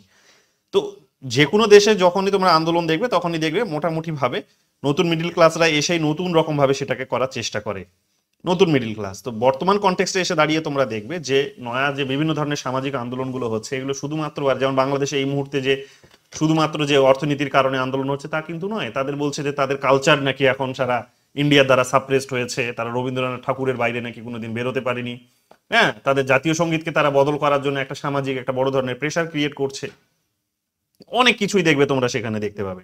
তো কালচারাল অ্যাপারাটাস যেটাকে তারা বলছে, হ্যাঁ, যেটাকে যে সেগুলোও কিন্তু সেখানে উঠে এসেছে। হুম। তো সেগুলোও সেখানে উঠে এসেছে। তো কালচার আছে সেখানে, এডুকেশন আছে, যে অনেক কিছুই তারা হচ্ছে ইন্ডিয়ার দ্বারা কিন্তু এক্সপ্লয়েটেড হয়েছে। এই যে কথাগুলো তারা বলছে বারবার, এগুলো আমাদেরকে ভালো করে বুঝতে হবে। নাম্বার পাঠিয়ে দিয়েছে। তো যাই হোক, এগুলো দেখে নিও। এরপরে দেখো এখানে কারা থিওরিস্ট আছেন এই কনসেপ্টটা, যখন আমরা নয়া সামাজিক আন্দোলনের কথা যখন আমরা বলছি, তখন হচ্ছে এখানে তোমরা জর্জেন হাবারমার্সের নাম পাবে, যেটা বলছিলাম যে থিওরি অফ কমিউনিকেটিভ অ্যাকশনস এর কথা বলছিলাম তোমাদের। 1981-এ তার প্রকাশিত হয়েছে। এখানে তিনি খুব সুন্দর করে লাইফ ওয়ার্ল্ডের কথা বলেছেন। ভালো করে এই টার্মিনোলজিটাকে হাইলাইট করো, লাইফ ওয়ার্ল্ডের কথা বলেছেন কি, এটা আমি নিচের দিকে তোমাদের বলবো। এল আলবার্টো আলবার্টো মিলৌসির নাম তোমরা পাবে নম্যাডস অফ দ্য প্রেজেন্ট, 1989-এ প্রকাশিত হয়েছে, ভালো করে দেখে নাও। এছাড়াও তোমরা দেখতে পাবে ম্যানুয়েল কাস্টেলস এর লেখা, Manuel Castells power of identity, the power of identity, 1997, যেখানে তিনি নেটওয়ার্কের কথা বলেছেন, নেটওয়ার্ক সোসাইটিকে কাজে লাগিয়ে কিভাবে নতুন নতুন নতুন যে সামাজিক আন্দোলন তৈরি হচ্ছে, যেগুলার কোনো রকম ভাবে শুধুমাত্র ইকোনমিক সেন্ট্রিক নয়, আরো অনেক ধরনের আইডিয়া সেখানে উঠে আসছে। যে কালচারের কারণে মানুষ আন্দোলন করছে, যে কালচারালি সে সাপ্রেসড হচ্ছে সে আন্দোলন করছে, ভাষার কারণে সাপ্রেসড হয়েছে সে, বা ভাষা দ্বারা সাপ্রেসড হচ্ছে তো ভাষার বিরোধিতা সে করছে। সে বিভিন্ন ধরনের এনভায়রনমেন্টাল মুভমেন্ট, ভাষা মুভমেন্ট, জাতি মুভমেন্ট, ধর্ম মুভমেন্ট, বিভিন্ন ধরনের মুভমেন্ট বেরিয়ে এসেছে। নেটওয়ার্ক এসে এগুলোকে অনেকটা বেশি ইজি করে দিয়েছে। এগুলোর কথা তোমরা পাবে। নেটওয়ার্ক সোসাইটির কথা, এনার লেখা বইটার নাম নেটওয়ার্ক সোসাইটি, অনেকবার পরীক্ষায় জানতে চেয়েছে, এগুলো ভালো করে মাথায় রেখো। এরপরে তোমরা কি পাবে, এরপরে অ্যান্থনি গিডেন্সের নাম পাবে। অ্যান্থনি গিডেন্স তোমরা জানো যে মডার্নিটি অ্যান্ড সেলফ আইডেন্টিটি, এই বইটার নাম একাধিকবার জানতে চেয়েছে। তো এটা অ্যান্থনি গিডেন্সের নামও পরীক্ষায় একাধিকবার এসেছে। তো দেখবে তোমরা এখানে মডার্ন সোসাইটিতে এখানে যে এই ট্র্যাডিশনাল নর্মস, মানে মডার্ন সোসাইটিরই এখানে তিনি এক প্রকার কি বলছে দেখো, এখানে Giddens linked new social movements to the reflexivity of modern societies where individuals questions rational. ছেড়ে দাও, আপাতত দরকার নেই এগুলোকে, জটিল মনে হচ্ছে আপাতত, কেন গুলিয়ে ফেলবে আমি এক্সপ্লেন করতে গেলে। তো মোটামুটি ভাবে বুঝে নাও যে এরা এখানে কিন্তু থিঙ্কার্স আছে। এরপরে একটা পার্থক্য মোটামুটি বোঝো, এখানে দেখো একটা আমি টেবিল করে দিয়েছি, এই টেবিলটাও যদি মনে থাকে তাহলে জেনারেল কোয়েশ্চেন্স গুলো করাটা ইজি হবে। অলরেডি PYQ তে কিছু কোয়েশ্চেন্স এখান থেকে এই টেবিলটা থেকে এসেছে, এগুলো করাটা তোমাদের জন্য ইজি হয়ে যাবে। কি কি আছে দেখো, old social movements, new social movement, aspect কি, ফোকাসটা কোথায় এদের? ওল্ড সোশ্যাল মুভমেন্টের ফোকাসটা হচ্ছে ইকোনমিক স্ট্রাগল আর ক্লাস কনফ্লিক্ট। নিউ সোশ্যাল মুভমেন্টের কনসেপ্ট আমরা দেখতে পাবো যে সেখানে কালচার, আইডেন্টিটি, এনভায়রনমেন্ট, হ্যাঁ, রাইটস, এগুলোর উপরে কিন্তু দাঁড়িয়ে আছে, এগুলোর উপরে দাঁড়িয়ে আছে। পার্টিসিপেন্ট কারা এখানে? মেইনলি হচ্ছে ওয়ার্কিং ক্লাস যারা ছিল ওল্ড সোশ্যাল মুভমেন্টে। নিউ সোশ্যাল মুভমেন্টে পার্টিসিপেন্ট কারা? এরা ডাইভার্স, এরা হচ্ছে এনভায়রনমেন্টালিস্ট হতে পারে, এরা হচ্ছে বিভিন্ন LGBTQ এর সদস্য হতে পারে, এরা হচ্ছে বিভিন্ন কালচারের সদস্য হতে পারে, বিভিন্ন কাস্টের হতে পারে, বিভিন্ন এথনিসিটির হতে পারে, বিভিন্ন সেখানে ধর্মের হতে পারে, এরা হচ্ছে সেখানে কিন্তু পার্টিসিপেন্ট। স্ট্রাকচার কি? স্ট্রাকচার হচ্ছে ওল্ড সোশ্যাল মুভমেন্টে এরা সেন্ট্রালাইজড সিস্টেমের বিরোধিতা করে, হায়ারার্কিক্যাল সিস্টেমের বিরোধিতা করে, আর এখানে এরা কি করে, ওটারই বিরোধিতা করে, কিন্তু এখানে তারা ডিসেন্ট্রালাইজ হরিজন্টাল একটা সিস্টেমের কথা বলে। একটা একটা বলতে পারো যে একটা হায়ারার্কি নয়, একটা হরিজন্টাল সিস্টেম। কমিউনিকেশনসটাকে এইরকম ভাবে তারা এস্টাবলিশ করতে চায়, মানুষের পার্টিসিপেশন সিস্টেমের মধ্যে তারা ডাউন টপ অ্যাপ্রোচে করতে চায়। এগুলো আমরা এখানে দেখতে পাবো। গোলস গুলো কি কি আছে? গোলস গুলো হচ্ছে সিস্টেমিক চেঞ্জ তারা করতে চায়, ডিস্ট্রিবিউশনস অফ ওয়েলথ তারা করতে চায়, যে সম্পদ মানে অর্থনৈতিক সম্পদ, মেটেরিয়ালের কথা বলছে, যে সেগুলো তারা প্রপার এখানে কিন্তু একটা চেঞ্জ চায়, এগুলোর মধ্যে একটা পরিবর্তন চায়, কাঠামোর মধ্যে সেখানে লেবার ক্লাসের সেখানে পার্টিসিপেশন হোক, এগুলো তারা ইনশিওর করতে চায়। নিউ সোশ্যাল মুভমেন্টসে যখন আমরা দেখবো তখন এখানে লাইফস্টাইলের কথা বলা হয়, যে মানুষ বিভিন্ন রকম ভাবে এক্সপ্লয়টেশন হচ্ছে, বিভিন্ন তার হচ্ছে স্টাইল আছে, বিভিন্ন তার মানে জীবনকে উপভোগ করার বিভিন্ন তার কাছে উপাদান আছে। তো সেই উপাদানগুলোর মধ্যে কিছু কিছু উপাদান দিয়ে বা বিভিন্ন ধরনের উপাদান দ্বারা হয়তো সে শোষিত হচ্ছে, তো সেটার থেকে সে মুক্তি চায়। অর্থাৎ এক প্রকার এটা তার অর্থনৈতিক যতটা না, তার থেকে বেশি অনেক ভাষাগত, সংস্কৃতিগত, জাতিগত, ধর্মগত, বর্ণগত, জেন্ডারগত, এগুলো। তো এই বিভিন্ন ধরনের লাইফস্টাইল যে সেটা উপভোগ করছে, সেগুলোর থেকে সে কিন্তু মুক্তি চায়, সেগুলো সে উপভোগ করতে চায়। কালচারাল এক্সচেঞ্জ এখানে বলা হচ্ছে, রেকগনিশনসের কথা বলা হচ্ছে, যে সে ধর্মগত হয়তো রেকগনিশন চাইছে, সে ভাষাগত রেকগনিশন চাইছে, সে জাতিগত রেকগনিশন চাইছে, সে বর্ণগত রেকগনিশন, বিভিন্ন ধরনের তার স্বীকৃতির প্রয়োজন আছে। এগুলো কিন্তু এই মুভমেন্টের একটা পার্ট।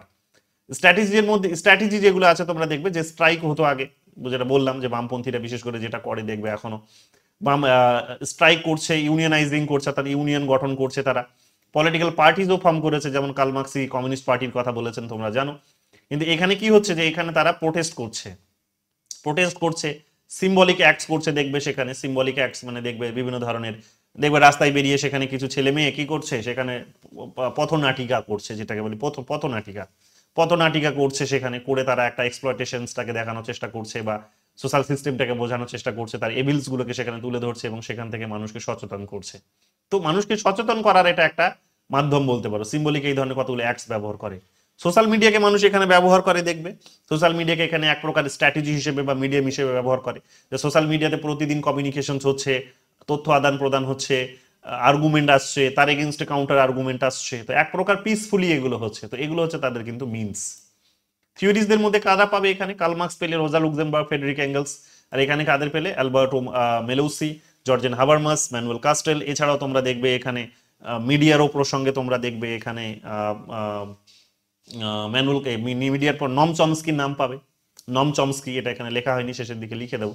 নম চমস্কির তোমরা নাম পাবে, রজনী কোঠারির তোমরা এখানে নাম পাবে, এদের নামগুলো তোমরা কিন্তু এখানে পাবে। তো এগুলো গেল কি সামাজিক আন্দোলন এবং নয়া সামাজিক আন্দোলন বা সোশ্যাল মুভমেন্টস এবং নিউ সোশ্যাল মুভমেন্টস এর মধ্যে একটা বেসিক কতগুলো ফিচার্স এবং তাদের মধ্যে কতগুলো পার্থক্য, এগুলো আমাদেরকে ভালো করে বুঝতে হবে।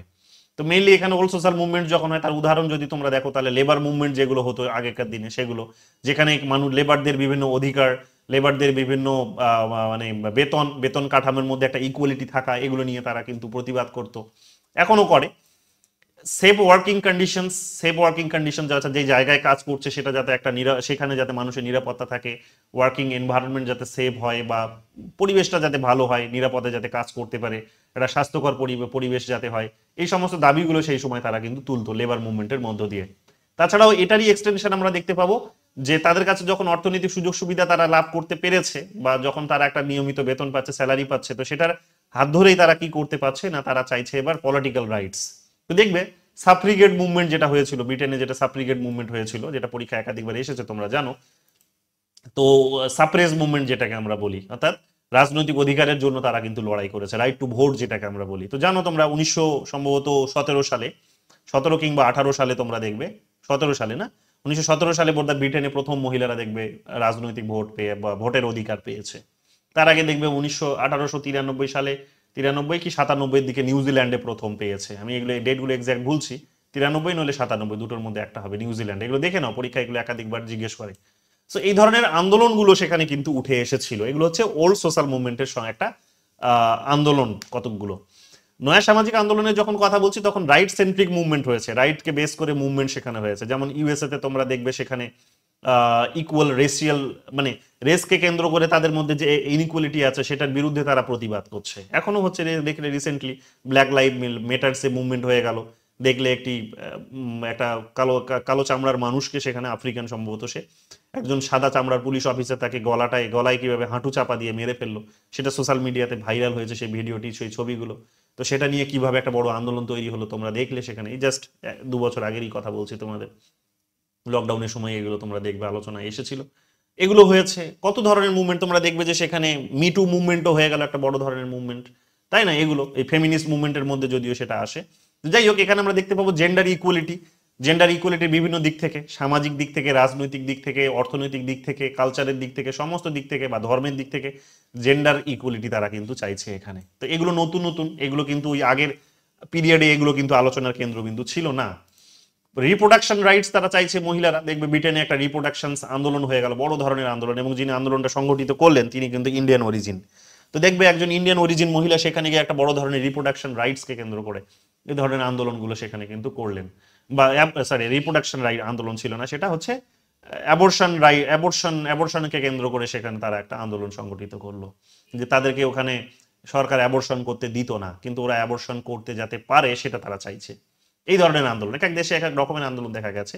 তো যাই হোক, তাদের নিজেদের মতো করে যে আন্দোলনগুলো, তারা নিজেদের যেভাবে তারা লাভবান হবে, উপকৃত হবে বলে ভাবছে, তো সেইগুলোকে তারা কিন্তু তুলে ধরেছে, এবং এগুলো জেন্ডারের পার্সপেক্টিভ থেকে দেখা হয়েছে। ওয়ার্ক প্লেসে যে ডিসক্রিমিনেশনস গুলো হচ্ছে জানো তোমরা, বিশাখা গাইডলাইন আছে, এগুলো তোমরা ভালো করেই জানো। তো ওয়ার্ক প্লেসে যে ডিসক্রিমিনেশনস গুলো হচ্ছে, সেই ওয়ার্ক প্লেসে ডিসক্রিমিনেশন গুলোকে বন্ধ করার জন্য সেখানে কিন্তু দেখবে মহিলারা আন্দোলন করছে। মিটু মুভমেন্ট তারই একটা পার্ট। দেখবে যারা বিভিন্ন বিভিন্ন কোম্পানিতে জব করে, যারা প্রাইভেটে, বিশেষ করে প্রাইভেটে এবং সরকারি সেক্টরেও যারা এবং যারা হচ্ছে রিসার্চার হিসেবে কাজ করে, পিএইচডি স্কলার বা মাস্টার্সের স্টুডেন্ট যারা, তারা তাদের প্রফেসরদের হাত দিয়েও কিন্তু এইরকম ভাবে বিভিন্ন ধরনের মানে কি ফিজিক্যালি বা সাইকোলজিক্যালি অ্যাসল্ট হয়েছে, তো সেগুলোর বিরুদ্ধেও তারা কিন্তু প্রতিবাদ করেছে। তো এগুলো এগুলো নতুন কতগুলো আন্দোলন, এগুলোর সঙ্গে ইকোনমিক্স এর কোনো কিন্তু বা অর্থনীতির কিন্তু কোনো সম্পর্ক নেই। এগুলো সম্পূর্ণ রকম ভাবে তাদের কিন্তু এক প্রকার তাদের তাদের জেন্ডারগত, তাদের তাদের তাদের ধর্মগত, তাদের ভাষাগত, তাদের সংস্কৃতিগত এগুলো কিন্তু বিষয়।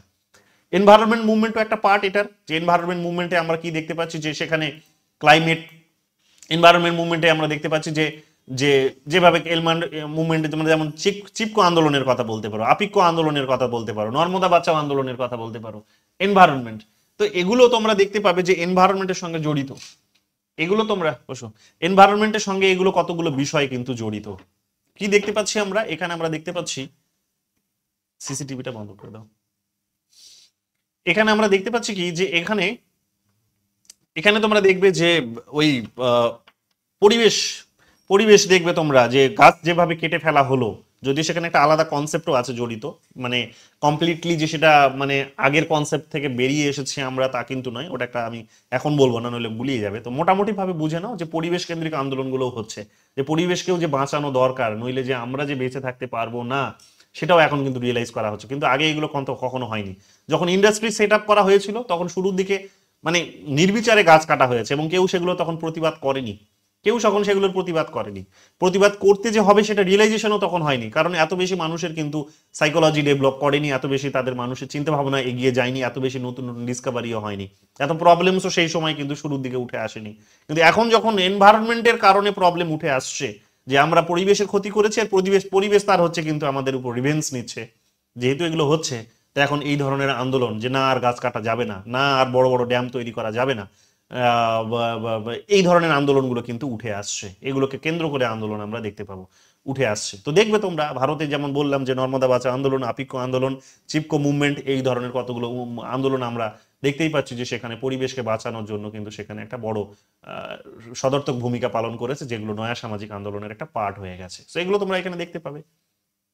এবার চলে আসো রাজনী কোঠারি কি বলেছে। বেসিক আইডিয়াটা কমপ্লিট, বেসিক আইডিয়াটা মোটামুটি এখানেই শেষ হয়, বেসিক আইডিয়াটা এতটুকুই, এটা যদি মাথায় থাকে তাহলেই তোমাদের দেখবে অনেকটা ধারণা, মানে মানে কি বলবো, যে সমস্ত কিছু করে আসতে পারবে। কিন্তু আর একটু গভীরে জেনে নাও জিনিসগুলো, থিঙ্কার ওয়াইজ একটু জেনে নাও। যাও ফ্রেশ ট্রেশ হও, কমছে নাও। আচ্ছা লাগে, বসো বসো। তো এখানে রাজনী কোঠারি আমরা কি দেখবো, যে রাজনী কোঠারিরও এখানে কতগুলো অবদান আছে। জানো তোমরা রাজনী কোঠারি তোমাদের কিছুদিন আগে থিঙ্কার ওয়াইজ পড়ালাম, সেখানে রাজনী কোঠারির আলোচনা আমরা পেয়েছি যে তিনি ইন্ডিয়াতে যে ধরনের ডেভেলপমেন্টস গুলো হয়েছে, ইন্ডিয়ারই তিনি আলোচনা করেছেন। তোমরা মেইনলি জানো যে স্টেট পলিটিক্সকে তিনি প্রথম আলোচনা করেছেন এখানে। তো ইন্ডিয়াতে যে ধরনের ডেভেলপমেন্টস গুলো হয়েছে, ইন্ডিয়ান গভর্নমেন্ট যেভাবে মানে মানে ইন্ডিয়ান গভর্নমেন্ট যে ধরনের রেসপন্স গুলো নিয়েছে, সোসাইটিতে নতুন যে ধরনের ডেভেলপমেন্টস গুলো এসেছে, সেগুলোকেই তিনি এক প্রকার কি করেছেন, যে এখানে তার আলোচনায় জায়গা করে দেওয়ার চেষ্টা করেছেন বা লিপিবদ্ধ করেছেন।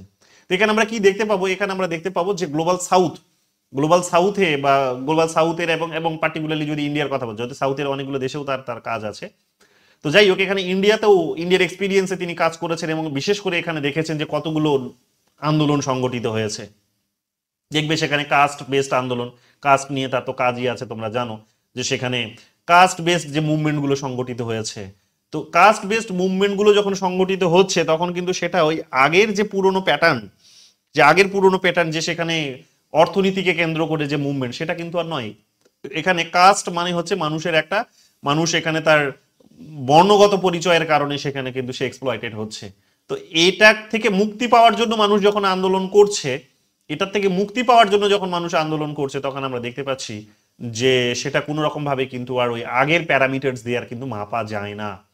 তো এরকম ভাবে তোমরা দেখবে যে বিভিন্ন যে মার্জিনালাইজ গ্রুপস গুলো রয়েছে, বিভিন্ন সময় তারা যে যখন বেরিয়ে এসেছে পলিটিক্যাল সিস্টেমের বিরুদ্ধে প্রতিবাদ করেছে, বা যেই সেন্ট্রালাইজ সিস্টেম চলছে বা পুরনো প্যাটার্নে যেভাবে ডেভেলপমেন্ট হচ্ছে সেটার বিরুদ্ধে তারা যখন প্রতিবাদ করছে, তখনই কিন্তু সেটাকে তিনি বোঝার চেষ্টা করেছেন নয়া সামাজিক আন্দোলনের মাপকাঠিতে। তো এগুলোই আমরা এখানে দেখতে পাবো, এগুলো আমরা দেখতে পাবো।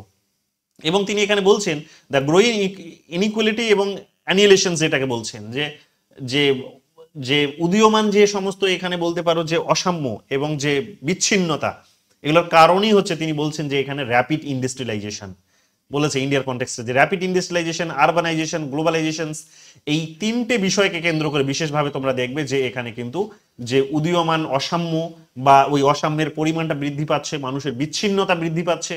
বিচ্ছিন্নতার কনসেপ্টগুলো তোমাদের বুঝিয়েছিলাম কার্ল মার্কস পড়াতে গিয়ে, যে মানুষ যে প্রোডাক্টটা প্রডিউস করলো সেই প্রোডাক্টটা থেকে তার তার তার বিচ্ছিন্নতা ঘটছে।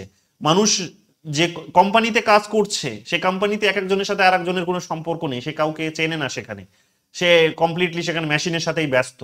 যে সমাজে সে বসবাস করছে, সেই সমাজে যে আরো মানুষ বসবাস করছে, তা দ্বারা যে বিভিন্ন ধরনের সাংস্কৃতিক অনুষ্ঠান যে করছে, সেই সাংস্কৃতিক অনুষ্ঠানে সে উপভোগ যেতে পারছে না।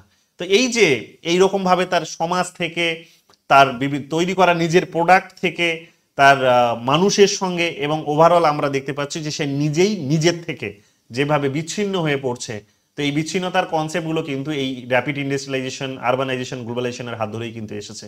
তো এগুলোকেও তিনি এখানে কিন্তু বোঝার চেষ্টা করেছেন এবং এগুলোই আমরা দেখতে পাবো তিনি বলছেন যে এনভায়রনমেন্টাল ডিগ্রেডেশনসকেও কিন্তু টেনে নিয়ে এসেছে। যে এনভায়রনমেন্টকে যেটা বললাম যে ইন্ডাস্ট্রিয়ালাইজেশন হয়েছে, আরবানাইজেশন হয়েছে, গ্লোবালাইজেশন, বেসিক্যালি এনভায়রনমেন্টকে ক্ষতি করে। মানে আমরা আজকে আমাদের পুরো বডিটা দাঁড়িয়ে আছে এনভায়রনমেন্টের উপরে। এনভায়রনমেন্ট আমাদের জন্য হয়তো ধান চাষ করেছে বা কোনো একটা ফল প্রডিউস করেছে, সেটা খেয়ে আমরা বেঁচে আছি। এনভায়রনমেন্ট আমার জন্য হয়তো সেখানে কোনো মানে মানে এনভায়রনমেন্টে একটা গাছ বড় হয়ে উঠেছে, সেই গাছটাকে কেটে আমরা টেবিল আসবাবপত্র বানিয়েছি। তো যা কিছু আমরা উন্নতি করছি সবই তো আমরা এনভায়রনমেন্টকে এক্সপ্লয়েট করে করছি। তো যখনই ইন্ডাস্ট্রিয়ালাইজেশন হচ্ছে, গ্লোবালাইজেশন হচ্ছে, আরবানাইজেশন হচ্ছে, তখনই কিন্তু এনভায়রনমেন্টের এরকম ভাবে একটা বড় ধরনের একটা এক্সপ্লয়টেশনের মধ্য দিয়েই হয়েছে। তো এগুলো এখানে তিনি বলার চেষ্টা করেছেন যে এখানে যে ডেভেলপমেন্টাল যে প্রজেক্টগুলো যেগুলো নিয়েছে সরকার বিভিন্ন সময়, সেই ডেভেলপমেন্টাল প্রজেক্টগুলোর মধ্য দিয়ে আলটিমেটলি কি হয়েছে, ডিসপ্লেসমেন্ট হয়েছে এবং ডিগ্রেডেশনস এর কিন্তু একটা রোল আমরা দেখতে পাবো, বা একটা সিচুয়েশনস কিন্তু এমার্জ করেছে কার, এনভায়রনমেন্টের। তো environmental degradation and displacement due to developmental project, তোমরা জানো যে এই ধরনের বিষয়গুলো একেবারে খুব স্বাভাবিক, ইন্ডিয়ার কনটেক্সটে আমরা এগুলো আগেও পড়েছি।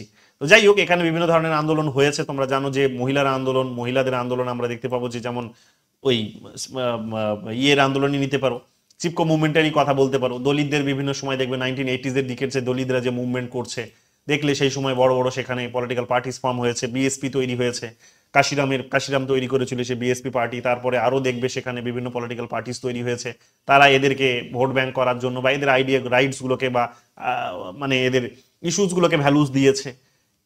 আদিবাসীরা দেখবে তাদের নিজেদের নিজেদের নিজেদের মানে যাদেরকে ইন্ডিজেনাস পিপল আমরা বলি, তো আদিবাসী বা ট্রাইবস, এরা কি করেছে, তারা দেখবে তারা নিজেদের নিজেদের গ্রুপ ক্রিয়েট করেছে বা গোষ্ঠী ক্রিয়েট করেছে এবং তারা বড় ধরনের আন্দোলন সংগঠিত করেছে।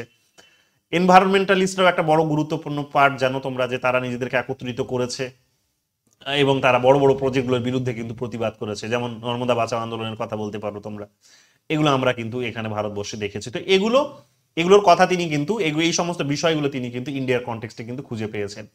বিয়ন্ড ক্লাস স্ট্রাগলের আইডিয়া তিনি দিয়েছেন, যে এই নয়া সামাজিক আন্দোলনের যখন তিনি কথা বলছেন তখন তিনি বলছেন যে এগুলো আর ওই আগের যে ক্লাস স্ট্রাগলের কনসেপ্ট যেটা ছিল, কার্ল মার্কস যেগুলো দিয়েছে, মার্কসিস্ট থিঙ্কার্সরা যেটা ওভারঅল দিয়েছে, সেটা নয়, এটার ঊর্ধ্বে হচ্ছে এই কনসেপ্টটা। সেখানে কি, সেখানে শুধুমাত্র ওই আর কি ইকোনমিক সেন্ট্রিক নয়, দুটো ক্লাসই সেখানে আছে তা কিন্তু নয়, তারা অর্থনীতি কেন্দ্রিকই ভাবছে তা কিন্তু নয়, মাল্টি ডাইমেনশনাল এখানে একটা মাল্টি ডাইমেনশন একটা স্পেস সেখানে কিন্তু, বা একটা স্পেয়ার সেখানে কিন্তু উঠে আসছে, বা এলিমেন্টস গুলো উঠে আসছে।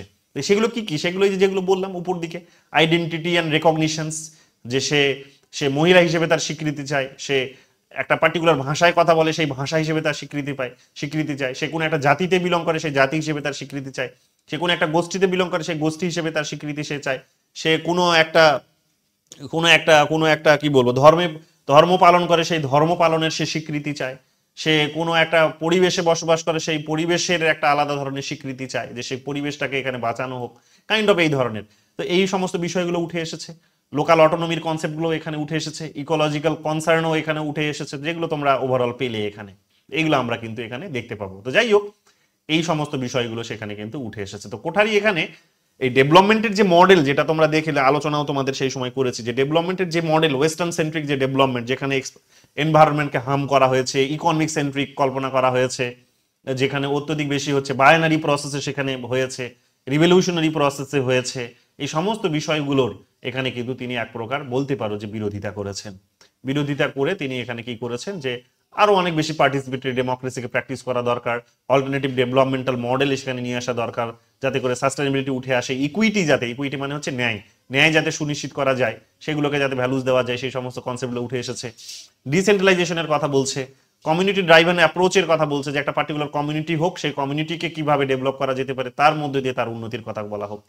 এখানে উপর থেকে চাপিয়ে দেওয়া নয়, বা তাকে সেই কমিউনিটি থেকে বের করে নিয়ে এসে একটা ইন্ডিভিজুয়াল সেন্ট্রিক ডেভেলপমেন্টের পার্ট করে দেওয়া হোক, ওটা নয়, যেটা মাল্টিকালচারালিজম পড়তে গিয়ে আমরা পড়েছিলাম। তো সেই রকম নয়, ও যে কমিউনিটির সদস্য, সেই কমিউনিটিতে থেকেই তার কি করে উন্নতি হবে, সেই ধরনের অ্যাপ্রোচ এখানে গ্রহণ করা হোক, নাকি সেই কমিউনিটি থেকে তাকে বের করে নিয়ে আসো, সে যতক্ষণ না লিবারেল হচ্ছে ততক্ষণ আমি তার উন্নতি করবো না, এটা কিন্তু নয়।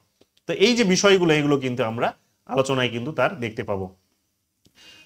এম্পাওয়ারমেন্ট অফ দ্য মার্জিনালাইজ, এগুলো আমরা জানি যে এই নয়া সামাজিক আন্দোলনগুলোর মধ্যে দিয়ে এখানে তিনি এই যারা মার্জিনালাইজ সেকশন আছে তাদের এম্পাওয়ারমেন্টের কথা বলেছেন, যেমন কাস্ট বা মহিলা, বা এখানে এনভায়রনমেন্টের এই সমস্ত এনভায়রনমেন্টের কারণে যারা আসলে শোষিত বঞ্চিত হয়েছে তাদের, তো সবারই এখানে কিন্তু তিনি এনশিওর করার কথা বলেছেন, এম্পাওয়ারমেন্টের কথা বলেছেন। তো তার কি আইডিয়াস গুলো কি রাইটিংস গুলো কি আছে, এগুলোতে আমার গভীরে যাচ্ছি না, কারণ রাজনী কোঠারি তোমাদের আলাদা করেই পড়ানো হয়েছে, দু একজন যারা ক্লাস করনি, পরে যারা জয়েন করেছো রাজনী কোঠারির ক্লাসটা একবার দেখে নিও, তাহলেই হবে। কারণ ওখানে এটাকে আরো গভীরে গিয়ে বোঝানোর চেষ্টা করেছে, কাস্টের কনসেপ্টগুলোকে সেখানে আরো ডিটেলসে বোঝানোর চেষ্টা করেছে। তো যাই হোক, পলিটিক্স ইন ইন্ডিয়া, তাছাড়াও তার বইটার নাম বারবার পরীক্ষায় জানতে চাই, স্টেট এগেইনস্ট ডেমোক্রেসি, এটাও জানতে চেয়েছে। এটাও তোমরা জানো যে রিথিঙ্কিং ডেভেলপমেন্ট, এটাও একাধিকবার পরীক্ষায় এসেছে। তো এগুলো, আর একটা বই আছে তার, ওটাও দেখে নিও, গুরুত্বপূর্ণ বই। তো বইয়ের লিস্টটা সেখানে দিয়েছি, দেখে নিও, সেখানে কিন্তু এগুলো পাবে। তাহলে এখানে তার ফিচার্স গুলো আমরা মোটামুটি পেয়ে গেলাম। তিনি ডিসেন্ট্রালাইজেশনের কথা বলছেন, আইডেন্টিটির উপর ফোকাস করছেন, গ্লোবাল এবং লোকাল ডাইমেনশনস এর উপর ফোকাস করছেন, যে লোকালকে বেস করে গ্লোবাল হতে হবে। নন ভায়োলেন্ট রেসিস্টেন্সের কথা বলছেন, যে রেসিস্টেন্স যেটা হবে, অর্থাৎ প্রতিবাদ যেটা হবে, কার্ল মার্কসের কনসেপ্টে সেখানে প্রতিবাদের মাধ্যম হবে কি, যে হিংসাকে প্রয়োগ করে। কিন্তু এখানে কিন্তু হিংসার কোনো জায়গা নেই। তিনি বলছেন প্রোটেস্ট হোক, কিন্তু শান্তিপূর্ণভাবে হোক, ডায়লগ হোক, সিভিল সোসাইটি ডেভেলপমেন্ট হোক, মানুষের মধ্যে কমিউনিকেশনস হোক, এগুলো হোক, কিন্তু কোনো রকম ভাবে বা মানুষের মধ্যে সরকারের কাছে পিটিশন দাখিল করা হোক, অ্যাওয়ারনেস ক্যাম্পেইন করা হোক, কিন্তু কোনো রকম ভাবে কিন্তু রক্তক্ষয়ী সংগ্রাম এগুলো করা যাবে না। এবং ভারতবর্ষ সেগুলোর উদাহরণ টাইম টু টাইম কিন্তু রেখেছে, যে যত আজকে আমাদের ইনক্লুশন হয়েছে পলিটিক্যাল সিস্টেমের মধ্যে, সেটা জেন্ডারের বলো, সেটা কাস্টের বলো, সেটা এখন এনভায়রনমেন্টালিস্টের বলো, বা বিভিন্ন ধরনের ইস্যুসগুলোকে যেইভাবে পলিটিক্যাল সিস্টেমের মধ্যে জায়গা দেওয়া হয়েছে, তো সেগুলোতে দেখবে তোমরা যে বেশিরভাগটাই কিন্তু পিসফুল হয়েছে, কোথাও কিন্তু হিংসা প্রয়োগ হয়নি। যে যখন কাস্ট আন্দোলন হয়েছে, কাস্ট বেসড মুভমেন্ট, তখন দেখবে সেখানে শান্তিপূর্ণ পথে হয়েছে। ইন্টেলেকচুয়ালদের মধ্যে একটা সচেতনতা কাজ করেছে, তারা প্রচার করেছে। পথনাটিকা তো তোমরা জানো যে কলকাতা বেশ সমৃদ্ধ, ড্রামা করা, যাত্রা করা, নাটক করা, এই সমস্ত বিষয়গুলোতে আমরা ভীষণই রিচ। তো এগুলোতে আমরা কিন্তু অনেকটাই এগিয়ে গেছি, এগুলোরই কথা তিনি এখানে বলেছেন। এখানে কোঠারি উদাহরণ হিসেবে তুলে ধরেছেন ভারতের, যেমন চিপকো মুভমেন্টের কথা বলেছেন, উত্তরাখণ্ডে যেটা হয়েছিল তোমরা জানো, নর্মদা বাঁচাও আন্দোলনের কথা বলেছেন, দলিত মুভমেন্টের কথা বলেছেন, উইমেন্স মুভমেন্টের কথা বলেছেন। তো এগুলো সবই কি করেছে, এগুলো কিন্তু ওই এক্সপ্লয়টেশনস, তারা বিভিন্ন রকম ভাবে যে এক্সপ্লয়েটেড হচ্ছে, সেগুলো কিন্তু তিনি নোটিশ করেছেন, এবং সেখান থেকে এগুলোকে মাধ্যম করেই তার এক্সপ্লয়টেশনটাকে কমানোর চেষ্টা করেছেন। সো উইমেন্স মুভমেন্টের যদি কথা বলো, তাহলে এই যে পুরুষতান্ত্রিক যে সমাজ, সেই সমাজের যে একটা যে কাঠামো, সেটাকে দেখবে ভাঙার ক্ষেত্রে এই মহিলাদের আন্দোলনগুলো গুরুত্বপূর্ণ ভূমিকা পালন করেছে, তাই না? অসাম্যের যে একটা বাতাবরণ রয়েছে বা একটা যে স্ট্রাকচার রয়েছে, সেটাকে ভাঙার ক্ষেত্রে মহিলাদের আন্দোলনগুলো গুরুত্বপূর্ণ ভূমিকা পালন করেছে। মহিলাদের বিরুদ্ধে যে ধরনের ভায়োলেশনস গুলো হয়, পরিবারের মধ্যে, সোসাইটির মধ্যে, ইনস্টিটিউশনসের মধ্যে, পলিটিক্যাল সিস্টেমের মধ্যে, মিডিয়ার মধ্যে, এগুলোকেও কিন্তু ব্রেক করার জন্য কিন্তু একটা মহিলাদের আন্দোলনগুলো গুরুত্বপূর্ণ রোল প্লে করেছে। এগুলো আমরা জানি, এগুলো অনেক কিছু হয়েছে। 1974-এ তোমরা জানো যে একটা মহিলাদের একটা বড় গ্রুপ আমরা দেখতে পেলাম, যে তারা কি করলো না, তারা টুয়ার্ডস ইকুয়ালিটি রিপোর্ট তারা তৈরি করলো, এবং সেই রিপোর্টটা নিয়ে প্রচুর চর্চা হয়েছে, প্রচুর সেখানে আলোচনা হয়েছে। দেখবে বিভিন্ন বিশ্ববিদ্যালয়ে সেই সময় দেখবে যে উইমেন এম্পাওয়ারমেন্টের ডিপার্টমেন্টই ক্রিয়েট করা হয়েছে। তো এগুলোর মধ্য দিয়ে কি হয়েছে, এগুলোর মধ্য দিয়ে মানুষের মধ্যে পিসফুলি একটা সোসাইটিতে চেঞ্জ নিয়ে আসা হয়েছে। এগুলো তোমরা দেখতে পাবে, এগুলো তোমরা এখানে পাবে, এনার আলোচনার মধ্যে দিয়ে উঠে এসেছে। আরেকজন থিঙ্কার যিনি খুব গুরুত্বপূর্ণ এখানে আলোচনায়, কি ব্যাপার এতজন বেরিয়ে গেছে কেন, নেট শেষ নাকি? আরেকজন থিঙ্কার যিনি এখানে খুব গুরুত্বপূর্ণ, তিনি হচ্ছেন নওমি ক্লেইন, সোশ্যাল মুভমেন্টের একটা পার্ট। নওমি ক্লেইন, ইনি একজন মহিলা। তো তিনিও এখানে দেখবে যে তিনি গ্লোবালাইজেশনের কনটেক্সটে, নিওলিবারালিজমের কনটেক্সটে, ক্লাইমেট জাস্টিসের কনসেপ্টে তিনি কি করেছেন, এখানে সোশ্যাল মুভমেন্টের কথা বলেছেন। যে গ্লোবালাইজেশন আসার পর থেকে কি হয়েছে, বা নিওলিবারালাইজেশন আসার পর থেকে এখানে আমরা দেখতে পাবো যে তিনি বলছেন যে অনেক বেশি এক্সপ্লয়টেশনস হয়েছে, ইনইকুয়ালিটি ইনক্রিজ করেছে, এনভায়রনমেন্টকে এখানে ডিস্ট্রাক্ট করা হয়েছে, তো ধ্বংস করা হয়েছে। তো এগুলোর বিরুদ্ধে তিনি কি বলছেন, যে এগুলোর বিরুদ্ধে এখানে আমাদেরকে কি করতে হবে, এক প্রকার নতুন যে সামাজিক আন্দোলন, সেগুলোকে ইনক্রিজ করতে হবে, ডেমোক্রেটিক প্র্যাকটিসগুলোকে আরো বেশি করে বাড়াতে হবে, র্যাডিক্যাল ডেমোক্রেটিক প্র্যাকটিস বা সোশ্যাল ডেমোক্রেসির আইডিয়াগুলোকে সেখানে ভ্যালুস দিতে হবে। মোটামুটি ওভারঅল তোমরা এই সমস্ত জিনিসগুলোই এখানে কিন্তু পাবে। আমি আর ডিটেলসে যাচ্ছি না, কারণ একবার তোমরা দেখে নিলেই পাবে, কারণ ঘুরিয়ে ফিরিয়ে একই জিনিস আসবে। তো শুধু হেডলাইনগুলো দেখে নাও। তিনি এখানে নিওলিবারাল যে গ্লোবালাইজেশন, তার একজন বড় সমালোচক। কেন সমালোচক, তার এক্সপ্লেইনগুলো এখানে দেওয়া আছে। ইন্টারসেকশনালিটি অফ মুভমেন্টের কথা তিনি বলেছেন, এনভায়রনমেন্টাল অ্যান্ড ক্লাইমেট মুভমেন্টের কথা তিনি বলেছেন, রিজেকশন অফ ট্র্যাডিশনাল লিডারশিপের কথা বলেছেন, যে ট্র্যাডিশনাল যে লিডারশিপগুলো ছিল, সেই লিডারশিপগুলো আলটিমেটলি এই ধরনের ইনইকুয়ালিটি তৈরি করা বা সেটাকে বজায় রাখার ক্ষেত্রে একটা গুরুত্বপূর্ণ রোল প্লে করে চলেছে, হায়ারার্কিক্যাল সিস্টেমটিকে ধরে রাখতে সাহায্য করে, তো সেটাকে ব্রেক করতে হবে। এই কারণে তিনি এগুলোকে কিন্তু রিজেক্ট করেছেন। তার গুরুত্বপূর্ণ আইডিয়া, যেমন এটার নাম বোধহয় পরীক্ষায় একবার দুবার এসেছে, নো লোগো বলে বইটার নাম, taking aim at the brand bullies, 1999-এ প্রকাশিত হয়েছে, ভালো করে দেখে নিও। The shock doctrine, the rise of disaster capitalism 2007 প্রকাশিত হয়েছে। This change everything capitalism versus the climate 2014 প্রকাশিত হয়েছে। অন ফায়ার তার প্রকাশিত হয়েছে। ভালো করে দেখে নিও, এগুলো খুব গুরুত্বপূর্ণ তার কতগুলো রাইটিংস। ফিচার্স গুলো কি কি তাহলে তার বেরিয়ে আসে? ফিচার্স গুলো anti corporate, anti new liberal, environmental জাস্টিসে তিনি কথা বলছেন, গ্রাসরুট অর্গানাইজেশন এর কথা বলছেন, ইন্টারসেকশনালিটির কথা বলছেন, ফোকাস অন অল্টারনেটিভস এর কথা তিনি বলছেন, এগুলো আমরা জানি।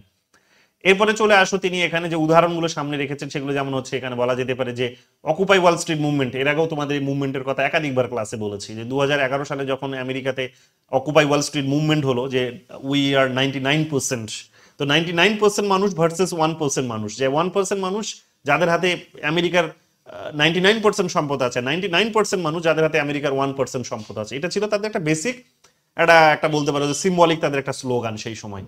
তো এই যে আইডিয়া, এটাকে বেস করে যখন বড় আন্দোলন হলো যে ওয়াল স্ট্রিটেই যে সমস্ত 1% মানুষরা থাকে, ক্যাপিটালিস্টরা থাকে, তো সেই ওয়াল স্ট্রিটকেই চলো দখল করো, অকুপাই করো। এই আন্দোলন যখন সংগঠিত হলো তখন আমরা দেখতে পাবো যে সেখানে কিন্তু ইনি প্রথম একজন বলতে পারো সাপোর্টার ছিলেন এই আন্দোলনে, নমি ক্লেইন। যে তিনি বলছেন যে এটা যা হচ্ছে ভালো কিছু হচ্ছে এবং ঠিকঠাকই হচ্ছে এবং এগুলো সামনে আসা দরকার। তো যাই হোক, ডিসেন্ট্রালাইজ করার কথা বলছেন, লিডারলেস এই ধরনের মুভমেন্টস গুলোকে আরো যে এগিয়ে নিয়ে যাওয়া উচিত, বা এই লিডারলেস মুভমেন্ট গুলো একটা যে সদর্থক ভূমিকা পালন করতে পারে এই সমস্ত স্ট্রাকচার গুলোকে ব্রেক করার জন্য, কনসেন্ট্রেশন বা ওই সেন্ট্রালাইজেশন ব্রেক করার জন্য সেই সমস্ত বিষয়গুলোর উপরেও তিনি কিন্তু যোগ দিয়েছে, ফোকাস করেছেন। তো এখানে দেখে নাও এই সমস্ত বিষয়গুলো তোমরা এখানে পাবে, আমি আর যাচ্ছি না গভীরে। এরপরে এখানে তার কন্ট্রিবিউশনস গুলো দেখে নাও। ক্লাইমেট জাস্টিসের উপর তার ফোকাস আছে, ভালো করে দেখে নিও, এগুলো হয়তো আসতে পারে। গ্লোবাল লোকাল নেক্সাসের কথা বলেছেন, রজনী কোঠারিও দেখলে এটার উপর জোর দিয়েছেন। ক্যাপিটালিজমের তিনি সমালোচনা করেছেন, তারা জানোই, কারণ মোটামুটি গুরু কনসেপ্টটা একই, যে নিওলিবারাল ক্যাপিটালিজম আলটিমেটলি কি করেছে, যে মানুষের এক্সপ্লয়টেশন লেভেলটাকে আরো বাড়িয়ে দিয়েছে। তো স্বাভাবিকভাবে এখানে নয়া সামাজিক আন্দোলনগুলোকেই হাতিয়ার করে সেটাকে কিন্তু ব্রেক করতে হবে, কারণ পুরনো আন্দোলনে, পুরনো মিডিয়ামে এখানে আন্দোলন করে কিন্তু এটাকে ব্রেক করা যাবে না। লাকলাও এবং মুফের কথা তোমাদের অলরেডি বললাম, লাকলাও এবং মুফে, ঠিক আছে, আর্নেস্টো লাকলাও এবং চান্তাল মুফে এরা ছিলেন প্রথম পোস্ট মার্কসিস্ট থিওরি, যারা প্রথম পোস্ট মার্কসিস্ট একটা বই লিখেছিলেন।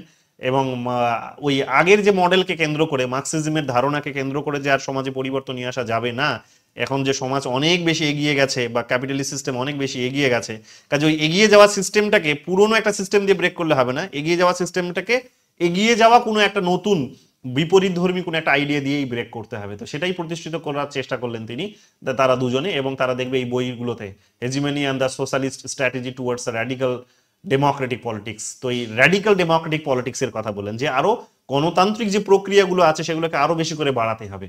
গণতান্ত্রিক সিস্টেমে যেগুলো উপর থেকে শুধুমাত্র ইনস্টিটিউশনস নয়, কতগুলো তাদের প্রিন্সিপালস নয়, এখানে ডেমোক্রেসি মানে হচ্ছে যে লোকাল লেভেলের মানুষের পার্টিসিপেশন পলিটিক্যাল সিস্টেমের মধ্যে, সোশ্যাল যে ভ্যালু সিস্টেমগুলো মানুষের মধ্যে কাজ করে সেগুলোর মধ্যে একটা ডেমোক্রেসি নিয়ে আসা। সমস্ত জায়গাতে এখানে ডেমোক্রেসিকে প্র্যাকটিস করার কথা বলার মধ্য দিয়ে তিনি এখানে কি করলেন, যে এখানে ক্যাপিটালিজমকে একটা অল্টারনেটিভ একটা চ্যালেঞ্জ দেওয়ার চেষ্টা করলেন, বা একটা কাউন্টার চ্যালেঞ্জ দেওয়ার চেষ্টা করলেন, যেটা হয়তো আর পুরোনো মডেলে হয়তো আর সম্ভব নয়, সেটা তারা কিন্তু রিয়েলাইজ করেছেন। তো এগুলো আমরা দেখতে পাবো। তিনি ক্লাসিক্যাল মার্কসিজমের তারা সমালোচক ছিলেন, তাই না? পোস্ট মার্কসিজম পড়তে গিয়ে আমরা এগুলো পড়েছি, যে ক্লাসিক্যাল মার্কসিজম যেটা ছিল, যেটা বললাম এখনই, তো সেগুলোর তিনি বিরোধিতা করেছেন, যে সেখানে ইকোনমিক ডিটারমিনিজমের কনসেপ্ট, ক্লাস অ্যান্ড ক্লাস স্ট্রাগলের কনসেপ্ট, ভায়োলেশনসের কনসেপ্ট, হ্যাঁ, এগুলো দিয়ে আর পরিবর্তন আসবে না। পরিবর্তন নিয়ে আসতে হলে নয়া সামাজিক আন্দোলনগুলোই সেখানে একটা গুরুত্বপূর্ণ ভূমিকা পালন করবে। আর্টিকুলেশন অফ হেজিমনির কথাও তিনি এখানে বলেছেন, এগুলো দেখে নিও। র্যাডিক্যাল ডেমোক্রেসির কথা তো তোমরা বললাম, প্লুরালিজমের উপর জোর দিয়েছেন, প্লুরালিজম এবং ডিফারেন্সের উপর জোর দিয়েছেন, যে বহুত্ববাদ এবং বিভিন্নতা এগুলোর উপর জোর দিয়েছেন। এগুলোর উপর নির্ভর করেই একটা র্যাডিক্যাল ডেমোক্রেসিকে প্র্যাকটিস করতে হবে। ডিসকার্সিভ নেচার অফ স্ট্রাগলের কথা তিনি বলেছেন, এগুলো এখানে দেখে নিও। ফিচার্স কি কি? মাল্টিপ্লিসিটি অফ আইডেন্টিটির কথা বলেছেন, যে মানুষের বিভিন্ন ধরনের পরিচয় আছে, সেই পরিচয়গুলোকে গুরুত্ব দিতে হবে, যেমন মহিলা কেন্দ্রিক পরিচয়, এলজিবিটি কেন্দ্রিক পরিচয়, এথনিক পরিচয়, এনভায়রনমেন্টাল অ্যাক্টিভিটিসদের যে একটা আলাদা পরিচয় বা এনভায়রনমেন্টের যে আলাদা একটা গুরুত্ব আছে, সেইগুলোকে মূল্য দিয়েই এখানে সমাজটাকে নির্মাণ করতে হবে বা সিস্টেমটাকে নির্মাণ করতে হবে। তো এইগুলোর কথা তিনি বলেছেন, তবেই কি এক্সপ্লয়টেশনসটা কমবে। এগুলো ডিসেন্ট্রালাইজেশন এবং প্লুরালিস্টিকের কথা তো বললাম। অ্যান্টি এসেনশিয়ালিজম, অস্তিত্ববাদ, এসেনশিয়াল নয় অপরিহার্যবাদ, এটা সরি, অপরিহার্যবাদের বিরুদ্ধে তিনি কথা বলছেন এখানে। এগুলো দেখে নিও, আমি ডিটেলসে যাচ্ছি না এগুলো। তারপরে এখানে দেখে নাও যে কনস্ট্রাকশন অফ কাউন্টার হেজিমনির কথা বলেছেন, র্যাডিক্যাল ইমানসিপেশনের কথা বলেছেন, যে মানুষের স্বাধীনতা আরো বেশি পরিমাণে বাড়াতে হবে, চরম পর্যায়ে গিয়ে বাড়াতে হবে, চরম লেভেলে বাড়াতে হবে, এগুলোর কথা তিনি বলছেন। ফ্রিডমকে ইনশিওর করতে হবে, ইকুয়ালিটিকে ইনশিওর করতে হবে, জাস্টিস অ্যাক্রস ভেরিয়াস ডাইমেনশনে এটাকে ইনশিওর করতে হবে, পার্সোনাল রিলেশনশিপকে এস্টাবলিশ করতে হবে পলিটিক্সের মধ্যে, সমস্ত জায়গাতেই এগুলোর কথা তিনি এখানে বলছেন। সোশ্যাল অ্যান্টাগনিজমের এই বিষয়টিকে আমরা দেখতে পাবো, যে আমরা দেখলাম যে অ্যান্টাগনিজম আমরা মেটেরিয়ালিস্টিক কনসেপ্টে দেখলাম, কার্ল মার্কসের কনসেপ্টে অ্যান্টাগনিজম যখন হয়, অর্থাৎ যখন বৈরী সম্পর্ক তৈরি হয় দুটো ক্লাসের মধ্যে, তখন সেটা মেটেরিয়ালের কারণে হয়। কিন্তু এখানে বলছেন যে সোশ্যাল অ্যান্টাগনিজম রিলেশন এস্টাবলিশ করতে হবে। তো সোশ্যাল অ্যান্টাগনিজমের কথা বলছেন, অর্থাৎ সামাজিক যে বৈরী, সেই বৈরীর কনসেপ্টগুলোর কথা তিনি বলছেন। ফ্লোটিং সিগনিফায়ার্স এর কথা বলছেন তিনি। ফ্লোটিং সিগনিফায়ার্সকে তিনি এখানে, অর্থাৎ এই জাস্টিস এবং ফ্রিডমকেই তিনি এখানে ফ্লোটিং সিগনিফায়ার্স হিসেবেই দেখিয়েছেন। ফ্লোটিং সিগনিফায়ার্স এর কনসেপ্টটা হচ্ছে নির্দলীয় এক ধরনের পরিচয় বলতে পারো, বা কোনো একটা বিশুদ্ধ পরিচয়ের কথা বলতে পারো, যে এটা কোনো একটা ক্যাটাগরির মধ্যে বিলং করে না। যেমন ধরে যেটা মোটামুটি ভাবে যেটা বলতে চাইছে সেটা হচ্ছে যে ক্লাসের কনসেপ্টে নয়, এগুলোকে বিভিন্ন রকম ভাবে এগুলোকে কনসিডার করা যেতে পারে, বা শুধুমাত্র অর্থনীতি নয়, বিভিন্ন ধরনের আইডিয়া থেকে এটা কিন্তু কনসিডার করা যেতে পারে। তো এবং এটা ফ্লোটিং কেন, এটা ওপেন, এটা নির্দল, এটার কোনো পার্টিকুলার কোনো রং নেই, যে এটা শুধু অর্থনীতির রঙেই এটা শুধুমাত্র বুঝতে হবে তা নয়, এটা আরো অন্য কোনো রঙেও এটাকে বোঝা যেতে পারে। সেটা জেন্ডার হতে পারে, সেটা এনভায়রনমেন্ট হতে পারে, সেটা রাইটস হতে পারে, সেটা সেখানে কালচার হতে পারে, সেটা ল্যাঙ্গুয়েজ হতে পারে, বিভিন্ন কিছু, রিলিজিয়ন হতে পারে, বিভিন্ন কিছু হতে পারে। চেইন অফ, এগুলো ছেড়ে দাও, দরকার নেই। লাকলাও মুভের ফ্রেমওয়ার্ক গুলো দেখে নাও। ফেমিনিস্ট মুভমেন্টের কথা বলেছেন, এনভায়রনমেন্টাল মুভমেন্টের কথা বলেছেন, অ্যান্টি গ্লোবাল মুভমেন্টের কথা বলেছেন, এলজিবিটি মুভমেন্টের কথা বলেছেন, এগুলো আমরা এখানে কিন্তু দেখতে পাবো। ট্র্যাডিশনাল লেফট পলিটিক্সে তিনি এক প্রকার সমালোচনা করেছেন, অর্থাৎ বামপন্থীদের যে রাজনীতি, বামপন্থীদের যে আইডিয়া, আদর্শ, সেগুলো তিনি নিন্দা করেছেন, এগুলো আমরা এখানে কিন্তু পাবো। তার গুরুত্বপূর্ণ আলোচনাগুলো দেখে নাও। এখানে গুরুত্বপূর্ণ একটা বই, সেটা হচ্ছে যে হেজিমনি অ্যান্ড সোশ্যাল স্ট্র্যাটেজি, 1985-এ প্রকাশিত হয়েছে, ভালো করে দেখে নিও। এগুলোতে এখানেই তিনি র্যাডিক্যাল ডেমোক্রেটিক পলিটিক্স বা র্যাডিক্যাল সোশ্যাল ডেভেলপমেন্টের কথা বলেছেন, এগুলো আমরা দেখতে পাবো। এগুলো ছেড়ে দাও, এরপরে এখানে চলে আসো জর্জেন হাবারমাস, লাস্ট থিঙ্কার যিনি এখানে আছেন, জর্জেন হাবারমাস লাস্ট থিঙ্কার। তো জর্জেন হাবারমাসে আমরা কি পাচ্ছি এখানে? জর্জেন হাবারমাসে আমরা দেখতে পাবো যে জানি আমরা যে তিনি ফ্র্যাঙ্কফার্ট স্কুলের সাথে জড়িত ছিলেন, তিনি ক্রিটিক্যাল থিওরিকে প্র্যাকটিস করতেন, কার্ল মার্কসের যে আইডিওলজি ছিল সেগুলোকে তিনি এক প্রকার নিন্দার চোখে দেখেছেন বা ওই সংশোধন করার কথা বলেছেন।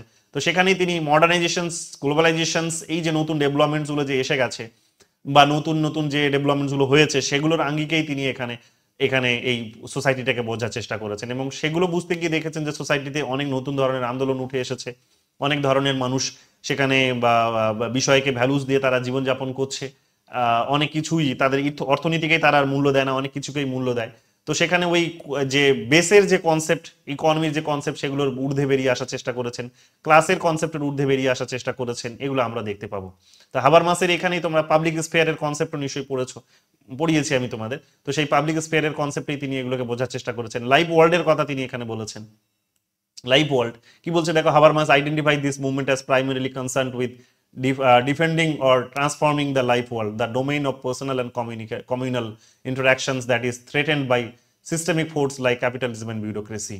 অর্থাৎ পুঁজিবাদ এবং বা আমলাতন্ত্র, যে মানুষের যে জীবনযাপন বা মানুষের মধ্যে যে সামাজিক সম্পর্ক, সেগুলোকে কিন্তু এক প্রকার ধ্বংসের মুখে ফেলেছে। তো সেখানেই এগুলোকে পুনরুদ্ধার করার প্রয়োজন আছে। তো পাবলিক স্পেয়ারের কথা তিনি বলেছেন। জানো তোমরা যে সেখানে সেলুনের কনসেপ্ট দিয়েছিলেন তিনি, সেখানে যে সেলুনে বসে আগেকার দিনে মানুষ কি করতো, পাবলিক স্পেয়ার ওগুলো ছিল এক প্রকার, যে সেলুনে বসে আগেকার দিনে মানুষ সেখানে সরকার কি ডিসিশন নিচ্ছে সেগুলো ভালো নাকি খারাপ, তার তার তার গঠনমূলক সমালোচনা তারা কিন্তু করতে পারতো, কনস্ট্রাকটিভ সেখানে ক্রিটিসিজম তারা করতে পারতো। কিন্তু যখন থেকে দেখবে এই নতুন ধরনের মিডিয়া এসেছে, নতুন ধরনের দেখবে সেই সময় দেখবে যেমন টিভি মিডিয়া, প্রিন্ট মিডিয়া, এগুলো আসার মধ্য দিয়ে কি করেছে, অনেক বেশি মানুষকে ব্যস্ত করে দিয়েছে। তো হয়তো ইনফরমেশনসটা মানুষের কাছে পৌঁছে দিয়েছে, কিন্তু মানুষের সময়টাকে অনেকটা কমিয়ে দিয়েছে এই ধরনের বিষয়গুলোকে চর্চা করার মধ্য দিয়ে। তো মানুষের এক প্রকার তারা কনসেন্ট আদায় করে নিয়েছে, যেমন এটা ইয়েও বলেছেন, তোমরা জানো যে নম চমস্কি এই কথাটা বলেছেন, যে মানুষের কনসেন্ট আদায় করার এগুলো কতগুলো যন্ত্র হিসেবে ব্যবহার হয়েছে। কারণ এগুলো তো সব ক্যাপিটালিস্টদেরই ডেভেলপমেন্ট, ক্যাপিটালিস্টরাই মিডিয়া তৈরি করেছে তার কারণ যাতে তাদের নিজেদের লাভ হয়। তারা সবার আগে নিজেদের লাভের কথা ভেবে তারা কিন্তু এটাকে ইনোভেট করেছে। তো যেহেতু তারা নিজেদের লাভের কথা ভেবে ইনোভেট করেছে, তো দিনের শেষে এটাই বিবেচিত হবে যে তাদের লাভটাই বেশি হবে। তো দেখা যাচ্ছে যে হ্যাঁ, মানুষের কাছে এটা হয়তো এন্টারটেনমেন্টের পার্ট হয়েছে ঠিকই, কিন্তু সেই এন্টারটেনমেন্টের মধ্য দিয়েই মানুষকে এক্সপ্লয়েট করা হচ্ছে, যে সেগুলোকেই, যেমন এখনকার দিনে শর্ট ভিডিও, আমরা শর্ট ভিডিও রোজই দেখছি, কিন্তু দেখতে দেখতে কি হচ্ছে, আমাদের ব্রেনের ক্যাপাসিটিটা কমে যাচ্ছে, আমাদের থিঙ্কিং ক্যাপাসিটি কমে যাচ্ছে। আমরা সারাদিনে এত বেশি ব্যস্ততা থাকছি, আর এসে কোনো রকম ভাবে আমরা ওই আর সরকার কি ডিসিশন নিল আর কি নিল না, সেটা ঠিক হলো নাকি ভুল হলো, আমার লাভ কি হবে, আমার ক্ষতি কি হবে, এগুলো বোঝার আমাদের আর কিন্তু ধৈর্য থাকে না। ওই ধরনের টিভি চ্যানেলও আমরা যাই না, ওই ধরনের খবরও আমরা শুনি না, ওই ধরনের খবরও আমরা পড়ি না। কি করি না, শর্ট ভিডিও দেখছি, সেকেন্ডের মধ্যে আমাকে এন্টারটেনমেন্ট দিতে পারবে, 10 সেকেন্ড, 30 সেকেন্ড, 40 সেকেন্ডে আমাকে এন্টারটেন করতে পারবে, ওই ধরনের ভিডিও দেখছি। তো এটার মধ্যে দিয়ে কি হচ্ছে, এটার মধ্যে দিয়ে এক প্রকার এটা বলে দিচ্ছে যে আমি যে জায়গায় পৌঁছে গেছি সেখানে আমার এন্টারটেনমেন্ট গুলো 40 মিনিটের মধ্যে, 40 সেকেন্ডের মধ্যে আমাকে এন্টারটেনমেন্ট দিতে হবে, কারণ আমার কাছে অতটা সময় নেই, আমি ওই রকম ভাবে পুরো সিস্টেমটাকে বুঝে শুনে তার একটা গঠনমূলক সমালোচনা করব, ওই জায়গায় আমার আর নেই, ওই জায়গায় আমি নেই, আমার এখন এতটা সময় নেই। তো যখন আমরা আমাদের নিজেদের গঠনমূলক সমালোচনা করা, সিস্টেম সম্পর্কে গঠনমূলক সমালোচনা করা নিজেদের সময় নেই, তখন লাভটা কে তুলবে? অফকোর্স যাদের সময় আছে তারা লাভটা তুলবে। তো কাদের কাছে সময় আছে? তাদের কাছে যারা, যেমন কার্ল মার্কস বলেছিল, যাদের কাছে যত স্লেভস তারা হচ্ছে তারা বেশি, তত বেশি বড় লোক, তারা ততই হচ্ছে সেখানকার রিচ বা অভিজাত। এখানেও কনসেপ্টটা এটাই, যে সেখানে বড় বড় তাদের যারা কোম্পানি আছে তারা তাদের নিজেদের কাজগুলো নিজেদের করতে হয় না, তাদের লেবাররা করে দেয় সেখানে। ঠিক আছে, আমরা গিয়ে সেখানে তাদের হয়তো লেবার হিসেবে কাজ করছি, তো আমরা গিয়ে তার কাজটা করে দিচ্ছি, কিন্তু উনি সোসাইটিকে কিভাবে এগিয়ে নিয়ে যেতে হবে, আগামী দিনে নতুন কি আবিষ্কার করতে হবে, কিভাবে তার সম্পত্তিটাকে বৃদ্ধি করতে হবে, ওটা ভাববার তার ক্ষমতা আছে, বা এই ব্রেনগুলোকেই কাজে লাগিয়ে হয়তো সেটাকে সে প্রডিউস করছে। তো তাদের কাছে বেশি লাভটা যাবে, তারা বেনিফিটটা বেশি পাবে। তো কাইন্ড অফ সেই জিনিসগুলোই, তো এগুলোই এখানে তোমরা দেখবে ঘুরিয়ে ফিরিয়ে পাবে। হাবারমার্স নিয়ে আমি আলাদা করে কিছু বলছি না, এগুলো তোমরা মোটামুটি সবই জানো। তো আইডেন্টিটি এবং রেকগনিশনসের কথা তিনি বলছেন এখানে, র্যাশনালাইজেশন, যে রেসিস্টেন্স টু সিস্টেমেটিক র্যাশনালাইজেশনের কথা বলছেন, যে নিয়ম মাফিক যে একটা যুক্তি সেটার একটা প্রতিবাদ করার কথা বলছেন, কারণ এগুলো আলটিমেটলি কি করেছে, যে অর্থনৈতিক শক্তিটাকেই সমৃদ্ধশালী করেছে। তো তার বিরুদ্ধে এখানে আমাদের এগুলোকে কি করতে হবে, এগুলোর প্রতিবাদ করতে হবে। যেমন দেখবে ফ্যামিলি, এডুকেশন, কালচার, কি বলেছে দেখো এখানে, new social movement aim to racist the overreach of economic and administrative system into areas of personal and social life such as family, education, culture।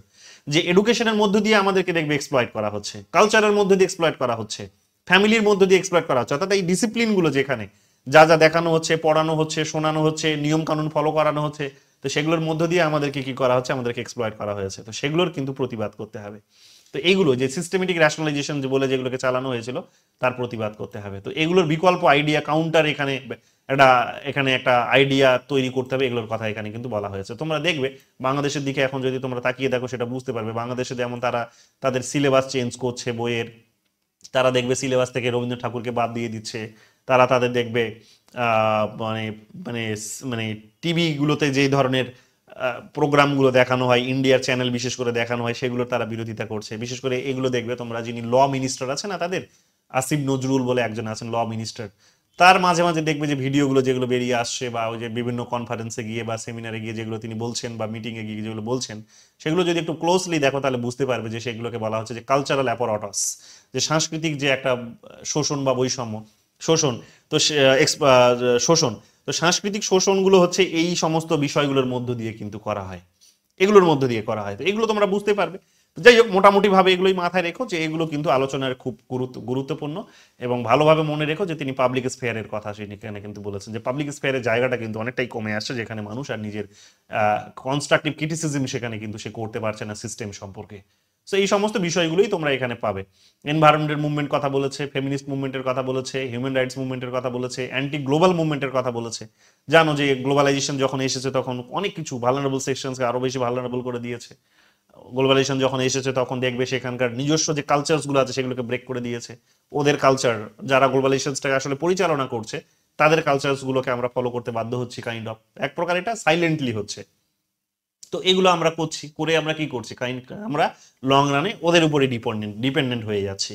So দেখবে ডিপেন্ডেন্সি থিওরির কনসেপ্টগুলো তোমরা যারা পড়েছো ইন্টারন্যাশনাল রিলেশনসে তারা জানবে যে এই বিষয়গুলোই কিন্তু উঠে আসে। তো সেই কারণে এরা কিন্তু এগুলোরও বিরোধিতা করার কথা বলে। এটারই কথা বলতে গিয়ে তারা বিয়ন্ড ক্লাস স্ট্রাগলের কথা বলে, যে ক্লাস স্ট্রাগলের ঊর্ধ্বে আমাদের এবার তাহলে ভাবতে হবে, আমাদের প্লুরালিস্টিক সোসাইটি এবং ইনক্লুসিভনেসের কথা আরো বেশি করে ভাবতে হবে। এগুলোর কিন্তু তার বেরিয়ে আসছে। তো এগুলোই হচ্ছে তাদের আলোচনার মূল বিষয়বস্তু, আর কিছু নেই এখানে। মোটামুটি ভাবে প্রথম যে কনসেপ্টগুলো তোমাদের প্রথম পার্টে পড়ালাম সেগুলোই মাথায় রাখবে, তাহলেই দেখবে সবগুলো কিন্তু কমন পাবে। তবে আমি থিঙ্কার ওয়াইজও তোমাদের এখানে আইডিয়াগুলো দিয়ে দিলাম যাতে তোমাদের বুঝতে কোনো অসুবিধে না হয়, এবং একটুখানি থিঙ্কার ওয়াইজ পড়লে আন্ডারস্ট্যান্ডিং গুলো ইজি হয়ে যায়, বা আগামী দিনে রিসার্চ যখন করবে তখন থিঙ্কার ওয়াইজ জানা থাকলে রিসার্চের কাজেও এই মেটেরিয়ালটা তোমাদের হয়তো কাজে আসতে পারে। এই গেল আজকের মূল আলোচনার বিষয়বস্তু। বললে আরো অনেক কিছুই বলতে পারি, ধীরে ধীরে অনেক কিছু বলা যায়, বাট দরকার নেই, যা হয়েছে এটা থেকে না। ক্লিয়ার? কারো কোনো প্রশ্ন? কারো কোনো প্রশ্ন থাকলে বলো।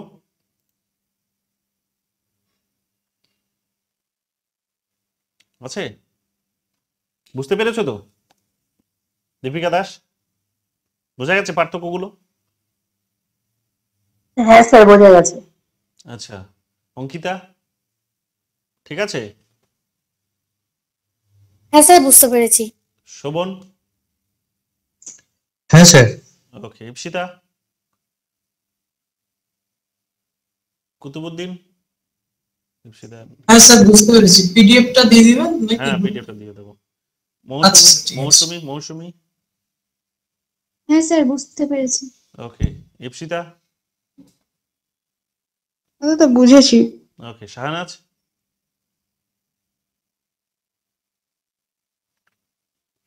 সায়ন্তন? হ্যাঁ স্যার, বুঝেছি। শ্রেয়া? হ্যাঁ স্যার, বুঝে গেছে। স্মৃতিকণা ঠিক আছে? হ্যাঁ স্যার। সোহিনী? হ্যাঁ স্যার, ঠিক আছে। স্থাপিতা ঠিক আছে? হ্যাঁ স্যার। হুম, ওকে। শাহনাজ শুনতে পাচ্ছো? আছো? ক্লাসে আছো? রেসপন্স করো। আচ্ছা, তো যাই হোক, আরো অনেকে আমরা বেরিয়ে গেছো, 20 জনকে দেখেছিলাম, 6 জন কারা হয়তো নেট নেট শেষ হয়ে গেছে হয়তো। তো তাহলে এই মেটেরিয়ালটা আমি পাঠিয়ে দিচ্ছি। আর একটা কথা আমি তোমাদের বলে নিই, ইন্ডিয়ার কনটেক্সটে তোমরা দেখবে না যে এইগুলো একটু শুনে নাও। আর কতগুলো কথা এখানে একটা ছোট্ট ব্যতিক্রমও আছে। ব্যতিক্রমটা হচ্ছে যে আমরা যে মানে গ্লোবাল সাউথের দিকে যদি তাকাও তোমরা, গ্লোবাল সাউথের বা ডেভেলপিং কান্ট্রিজগুলোর যদি এক্সপিরিয়েন্সটা তোমরা দেখো, তাহলে তোমরা একটু মিক্স মেথড পাবে। কি ধরনের মিক্স মেথডটা হচ্ছে যে না, যেমন আমরা ওল্ড সোশ্যাল মুভমেন্টের যখন কথা বললাম, ওল্ড সোশ্যাল মুভমেন্টে আমরা দেখলাম যে কমপ্লিটলি সেখানে ইকোনমিক সেন্ট্রিক ছিল, ক্লাস স্ট্রাগল ছিল, দুটো আলাদা বিপরীতধর্মী ক্লাস ছিল, তাদের মধ্যে অ্যান্টাগনিস্টিক রিলেশনস ছিল, সেখানে ভায়োলেশনস এর কথা বলা হয়েছে, ইকোনমিক সেন্ট্রিক ছিল মোটামুটি। তো এগুলো কতগুলো ফিচার্স আমাদের সামনে বেরিয়ে আসে। নিউ সোশ্যাল মুভমেন্টের যখন কথা বলছি তখন আমরা কি বলছি যে তখন আমরা বলছি যে সেখানে ডেভেলপ কান্ট্রিজগুলো যদি কথা বলো নিউ সোশ্যাল মুভমেন্টের কনটেক্সটে, তাহলে ডেভেলপ কান্ট্রিজগুলিতেই এটা এমার্জ করেছে। ডেভেলপ কান্ট্রিজগুলিতে এমার্জ করেছে যখন, তখন আমরা দেখতে পাবো কি যে কমপ্লিটলি এগুলোকেই ভ্যালুস দেওয়া হয়েছে। কোনগুলো? যেগুলো আমরা নয়া সামাজিক আন্দোলনের মাধ্যম হিসেবে দেখলাম, যে সেখানে সেখানে কালচারকে ভ্যালু দিয়েছে, সেখানে ধর্মকে ভ্যালু দিয়েছে, সেখানে জাতিকে ভ্যালু দিয়েছে, সেখানে জেন্ডারকে ভ্যালু দিয়েছে, সেখানে এনভায়রনমেন্টকে ভ্যালুস দিয়েছে, সেখানে এলজিবিটি কিউ এর যে রাইটসগুলো সেগুলোকে ভ্যালুস দিয়েছে। ডেভেলপ কান্ট্রিজগুলিতে তোমরা এগুলো সোললি পাবে, কিন্তু ডেভেলপিং কান্ট্রিজের কনটেক্সটে এসে এখানে একটু মিক্স মেথড হয়ে যায়। ডেভেলপিং কান্ট্রিজে যখন আসবে তখন দেখবে যে কমপ্লিটলি আমরা কিন্তু ওই আমরা আমরা মানে নয়া সামাজিক আন্দোলনের যে প্যারামিটারগুলো বা যে বিষয়গুলো ডেভেলপ কান্ট্রিজে প্র্যাকটিস হয় সেগুলো তো আমরা করছি, কিন্তু কোনো রকম ভাবে আমরা কমপ্লিটলি আমরা কিন্তু পুরোনো প্যাটার্ন থেকে বেরোতে পাইনি, পুরোনো প্যাটার্ন থেকে আমরা বেরোতে পারিনি। যেমন ভারতবর্ষে যখন দেখবে, মানে যেটা বোঝাতে চাইছে সেটা হচ্ছে যে ইকোনমিকে ভ্যালু দেওয়ার সাথে সাথে কিন্তু নতুন বিষয়গুলো ভ্যালু পেয়েছে, নতুন বিষয়গুলো ভ্যালু পেয়েছে, সাথে সাথে ইকোনমিরও কিন্তু একটা রোল আছে। অর্থাৎ মানুষ যখন কোনো আন্দোলন করছে তখন যে কমপ্লিটলি ইকোনমির কনটেক্সটে সে যে আন্দোলন করছে না তা কিন্তু নয়, ইকোনমির কনটেক্সটেও সে কিন্তু আন্দোলন করছে। যেমন ধরে নাও, মানে একটু গভীরভাবে এটা অ্যানালাইজ করলে বেরিয়ে আসবে, তো যখন চিপকো মুভমেন্ট হলো, চিপকো মুভমেন্ট যখন আমরা দেখতে পাচ্ছি যখন উত্তরাখণ্ডে হচ্ছে, তখন তোমরা দেখবে যে চিপকো মুভমেন্ট কারা করছে? না মহিলারা করছে। কেন করছে? না তোমরা ইন জেনারেল যে না পরিবেশ আমাদেরকে অক্সিজেন দেয়, পরিবেশ সেখানে একটা বড় ব্যালেন্স ক্রিয়েট করে রেখেছে, তো সেটা ধ্বংস হওয়া মানে আমরা সবাই ধ্বংসের মুখে পড়বো। শুধু কি সেটাই? না, শুধু সেটা নয়, শুধু তো সেটা নয়। এটাকে গভীরভাবে অ্যানালাইজ করলে যেটা বেরিয়ে আসে সেটা হচ্ছে, গভীরভাবে অ্যানালাইজ করলে যেটা বেরিয়ে আসে সেটা হচ্ছে, গভীরভাবে অ্যানালাইজ করলে যেটা বেরিয়ে আসে সেই কনসেপ্টটা হচ্ছে এটাই যে তোমরা দেখবে সেখানে যে এই মহিলারা কারা, এই মহিলারা হচ্ছে তারা যারা এই গাছগুলোর উপর কিন্তু নির্ভরশীল ছিল। মানে শুধুমাত্র অক্সিজেন দেয় দেয় বলে তারা নির্ভরশীল তা কিন্তু নয়, এই গাছগুলোর উপর নির্ভরশীল এইভাবেও যে তারা গাছগুলো মৃত গাছ যারা আছে, অর্থাৎ যে গাছটা তার মানে তার মানে মানে তার টাইম পিরিয়ড শেষ, সে মৃত্যুর মুখে পৌঁছে গেছে, তো সেই গাছটাকে কেটে নিয়ে এসে সে কি করতো? রান্না বান্নার কাজ করতো। কারণ এখনকার দিনে আমরা হয়তো গ্যাস সিলিন্ডার পাচ্ছি বাড়িতে বসে, গ্যাস উত্তোলন করছি, কয়লা ব্যবহার করছি, এগুলো করছি, কিন্তু তখনকার দিনে তো এত মিন্স বেরোয়নি। 1917 এর কথা, 1970s এর কথা বলছি। তো তখনকার দিনে দেখবে যে গাছকে ব্যবহার করে তারা কি করতো, কৃষি তারা হচ্ছে সেখানে দেখবে রান্না বান্নার কাজ করতো, গাছের উপর তারা কিন্তু সরাসরি ভাবে নির্ভরশীল ছিল। মানে এটা লং রানে নির্ভরশীল ওই রকম নির্ভরশীলতা নয়, এটা কিন্তু আমরা দেখবো সরাসরি নির্ভরশীলতাও তাদের ছিল, সেটা তাদের জীবিকাও মানে রুটি রোজগারের কিন্তু একটা মাধ্যমও ছিল। গাছের কাঠ বিক্রি করতো তারা, কাঠ বিক্রি করেও অনেক সময় দেখা যাবে হয়তো ছোট কোনো লেভেলে, ওই রকম বড় কোনো লেভেলে নয়, যেমন সেটা হয়েছিল যে একটা বড় পরিমাণে বড় সংখ্যক গাছ কেটে বা অনেক সংখ্যক গাছ কেটে রাতারাতি সেখান থেকে ক্রিকেটের ব্যাট তৈরি করাবে, ওই লেভেলে নয়, ছোট ছোট লেভেলে ছোট ছোট কিছু গাছ কেটে কাঠ বিক্রি করে তারা কিন্তু নিজেদের জীবন যাপনও করতো। কারণ ওখানে কিন্তু ওই জায়গাতে পাহাড়ে কিন্তু তাদের ইকোনমিক যদি তাদের সোর্স বলো তাহলে সোর্স বলতে কিন্তু সেটাই বোঝায়।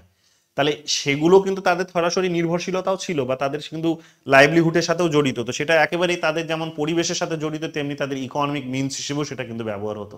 তো কাজে কমপ্লিটলি এটা তুমি বলতে পারবে না যে ডেভেলপিং কান্ট্রিজগুলো বা গ্লোবাল সাউথের কান্ট্রিজগুলো এই কমপ্লিটলি তারা হচ্ছে ইকোনমি থেকে বেরিয়ে এসে তারা এই কালচার, তারা আইডেন্টিটি, তারা এই রিলিজিয়ন, তারা ল্যাঙ্গুয়েজ, তারা জাতি, তারা ধর্ম, তারা বর্ণ, তারা জেন্ডার, তারা সেখানে পরিবেশ, এগুলোকে মূল্য দিয়েছে না, এটা তুমি কমপ্লিটলি বলতে পারবে না। অর্থাৎ ডেভেলপিং কান্ট্রিজগুলোর কনটেক্সটে তুমি দেখবে যে দুটোই ব্যালেন্স করে চলছে। কোথাও দেখবে তোমরা অর্থনীতির ভিত্তিতে বা যখন তোমরা দেখবে যে সেখানে নিউ সোশ্যাল মুভমেন্টের বিষয়গুলো জায়গা পেয়েছে, তখন সেটার মধ্যেই তোমরা দেখবে যে সোশ্যাল মুভমেন্টের অর্থাৎ পুরোনো যে মুভমেন্টের বিষয় যেটা ছিল সেগুলোও কিন্তু জায়গা পেয়েছে, অর্থাৎ অর্থনীতি। তো অর্থনীতিও সেখানে কিন্তু একটা গুরুত্বপূর্ণ পার্ট, সেটাকে তুমি ইগনোর করতে পারবে না। দেখো এখানেই আমাদের কৃষক মুভমেন্ট যেটা হয়ে গেল, জানো তোমরা কৃষি মুভমেন্ট হলো যেখানে, সেখানেও তোমরা এই জিনিসটাই নোটিশ করেছো যে কৃষি মুভমেন্ট যখন হলো তখন অফকোর্স সেখানে নতুন একটা মিডল ক্লাস হয়তো বেরিয়ে এসেছে, যে কৃষকদের মধ্যে থেকেই তারা মিডল ক্লাস, তারা হয়তো আন্দোলনটা করলো ঠিকই, কিন্তু তারা কৃষি আন্দোলনটা করলো ঠিকই, তারা হয়তো সেখানে কৃষি আন্দোলন করলো এবং সরাসরি এটাও এক প্রকার অর্থনৈতিক আন্দোলনই, যে তাদের রুটি রুজির একটা সমস্যা চলে আসবে, তারা পারবে না সেখানে সার্ভাইভ করতে, ক্যাপিটালিস্ট সিস্টেমে তারা সার্ভাইভ করতে পারবে না, এবং এবং এটা লং রানে হয়তো ক্ষতি করবে। তো একদিকে একটা নয়া সামাজিক আন্দোলন, সেখানে তাদের মানে সরাসরি অর্থনৈতিকভাবেই তারা সেখানে কিন্তু সেটাকে রেসপন্সিবল দেখলো, যে অর্থনীতিকেই বেস করে সে আন্দোলনটা তারা কিন্তু করলো। তো কমপ্লিটলি সেটাকে আমরা বলতে পারি না যে সেখানে নয়া একটা মাধ্যম, যে অন্য কোনো বিষয় না, অন্য কোনো বিষয় এখানে তো অ্যাটলিস্ট কাজ করেনি, তোদের এখানে কিন্তু অর্থনীতি কাজ করেছে। সো ভারতবর্ষের কনটেক্সটে যদি দেখো তাহলে দেখবে যে কিছু কিছু আন্দোলন তোমরা দেখবে এখনো ওই অর্থনীতিকে সামনে রেখেই হচ্ছে, অর্থনীতিকে বেস করেই হচ্ছে, আবার কিছু কিছু আন্দোলন তোমরা দেখবে জাতি, ধর্ম, বর্ণ, ভাষা, অঞ্চল, লিঙ্গ, এগুলোকে কেন্দ্র করেও কিন্তু হচ্ছে। সো এই ডেভেলপড এবং ডেভেলপিং কান্ট্রিজগুলোর মধ্যে কিন্তু আবার একটা পার্থক্যও আছে। সো এটাও আমাদেরকে ভালো করে কিন্তু বুঝতে হবে, যদিও তোমরা এতটা গভীরে যাবে না, যখনই তোমাদের নয়া সামাজিক আন্দোলন বলবে তখনই তোমরা অর্থনীতিকে বাদ দিয়ে যেগুলো যেগুলো দেখবে সেগুলোই সঠিক উত্তর। এটা কিন্তু মাথায় রেখো, ওভারঅল এই জিনিসটা মাথায় রেখো, কিন্তু আমি একটু তোমাদের গভীরে নিয়ে চলে গেলাম, এটা কনফিউজ করার জন্য আমি বললাম না, এটা আমি তোমাদের বলে রাখলাম এই কারণেও যাতে তোমরা আবার এটা মানে একটা গভীরে গিয়ে তোমাদের আইডিয়াটাও মানে আইডিয়াটা তোমাদের থাকে, যাতে তোমাদের একটু ঘুরিয়ে প্রশ্ন করলে তোমরা যাতে আটকে না যাও। ঠিক আছে, যাই হোক, এটাই, আর নতুন করে এখন কনফিউজ করবো না, আপাতত এটাই মাথায় থাক, পিওয়াইকিউ গুলো সলভ করো তাহলেই হবে। ঠিক আছে, চলো তাহলে আজকে এখানেই থাক, দেখা হবে আবার আগামীকাল। পিওয়াইকিউস গুলো দেখি এখানে কটা আছে, আমি সলভ করতে বলে দেবো। আজকে তো পিওয়াইকিউ হওয়ারই কথা ছিল কিন্তু হলো না, তার কারণ হচ্ছে যে পিওয়াইকিউ গুলো দেখলাম যে থিওরিটিক্যাল কনটেক্সটে প্রচুর রয়েছে, তো আমি ভাবলাম যে আর একদিন তোমাদের থিওরিজ গুলো আগে পড়াই। আমি যেটা পড়িয়েছি সেটা হচ্ছে ইন্ডিয়ান কনটেক্সটে পড়িয়েছি, সেখান থেকে প্রচুর প্রশ্ন এসেছে, সেগুলো তোমরা লেবার মুভমেন্ট, সেখানে তোমরা কাস্ট মুভমেন্টে অনেক কিছুই পেয়েছো, বাট ওই প্রশ্নগুলো তো আছেই, কিন্তু বেশিরভাগই প্রশ্ন আমি দেখলাম থিওরিটিক্যাল রয়েছে কম্পারেটিভ পলিটিক্সে। সো আর একদিন সেটার ক্লাসটা হবে, থিওরির পার্টগুলো, প্রেশার গ্রুপস, ইন্টারেস্ট গ্রুপসের হলে তবেই গিয়ে ওই কোয়েশ্চেন্সগুলো তোমরা সলভ করতে পারবে। এবং আমি তোমাদের স্কোরও দেখছিলাম যে অনেকে তোমরা কম করেছো, তো আমি ভাবলাম তাহলে একদিন ওটা আর একবার পড়িয়ে দিয়েই তারপর থিওরির পার্টটা পড়িয়ে দিই, তারপরেই গিয়ে নয় কোয়েশ্চেন্সগুলো সলভ করা যাবে। ঠিক আছে, ঠিক আছে, তাহলে থাক, আজকে এতটুকুই। আমি ইনফর্ম করে দেবো কালকে, মানে রাতের মধ্যে ইনফর্ম করে দেবো যে পিওয়াইকিউস গুলো কি অবস্থা। নিজের মতো করে যদি পিওয়াইকিউ সলভ হয় তাহলে করে নিও। ঠিক আছে, চলো, good night. Good night sir. Good night sir.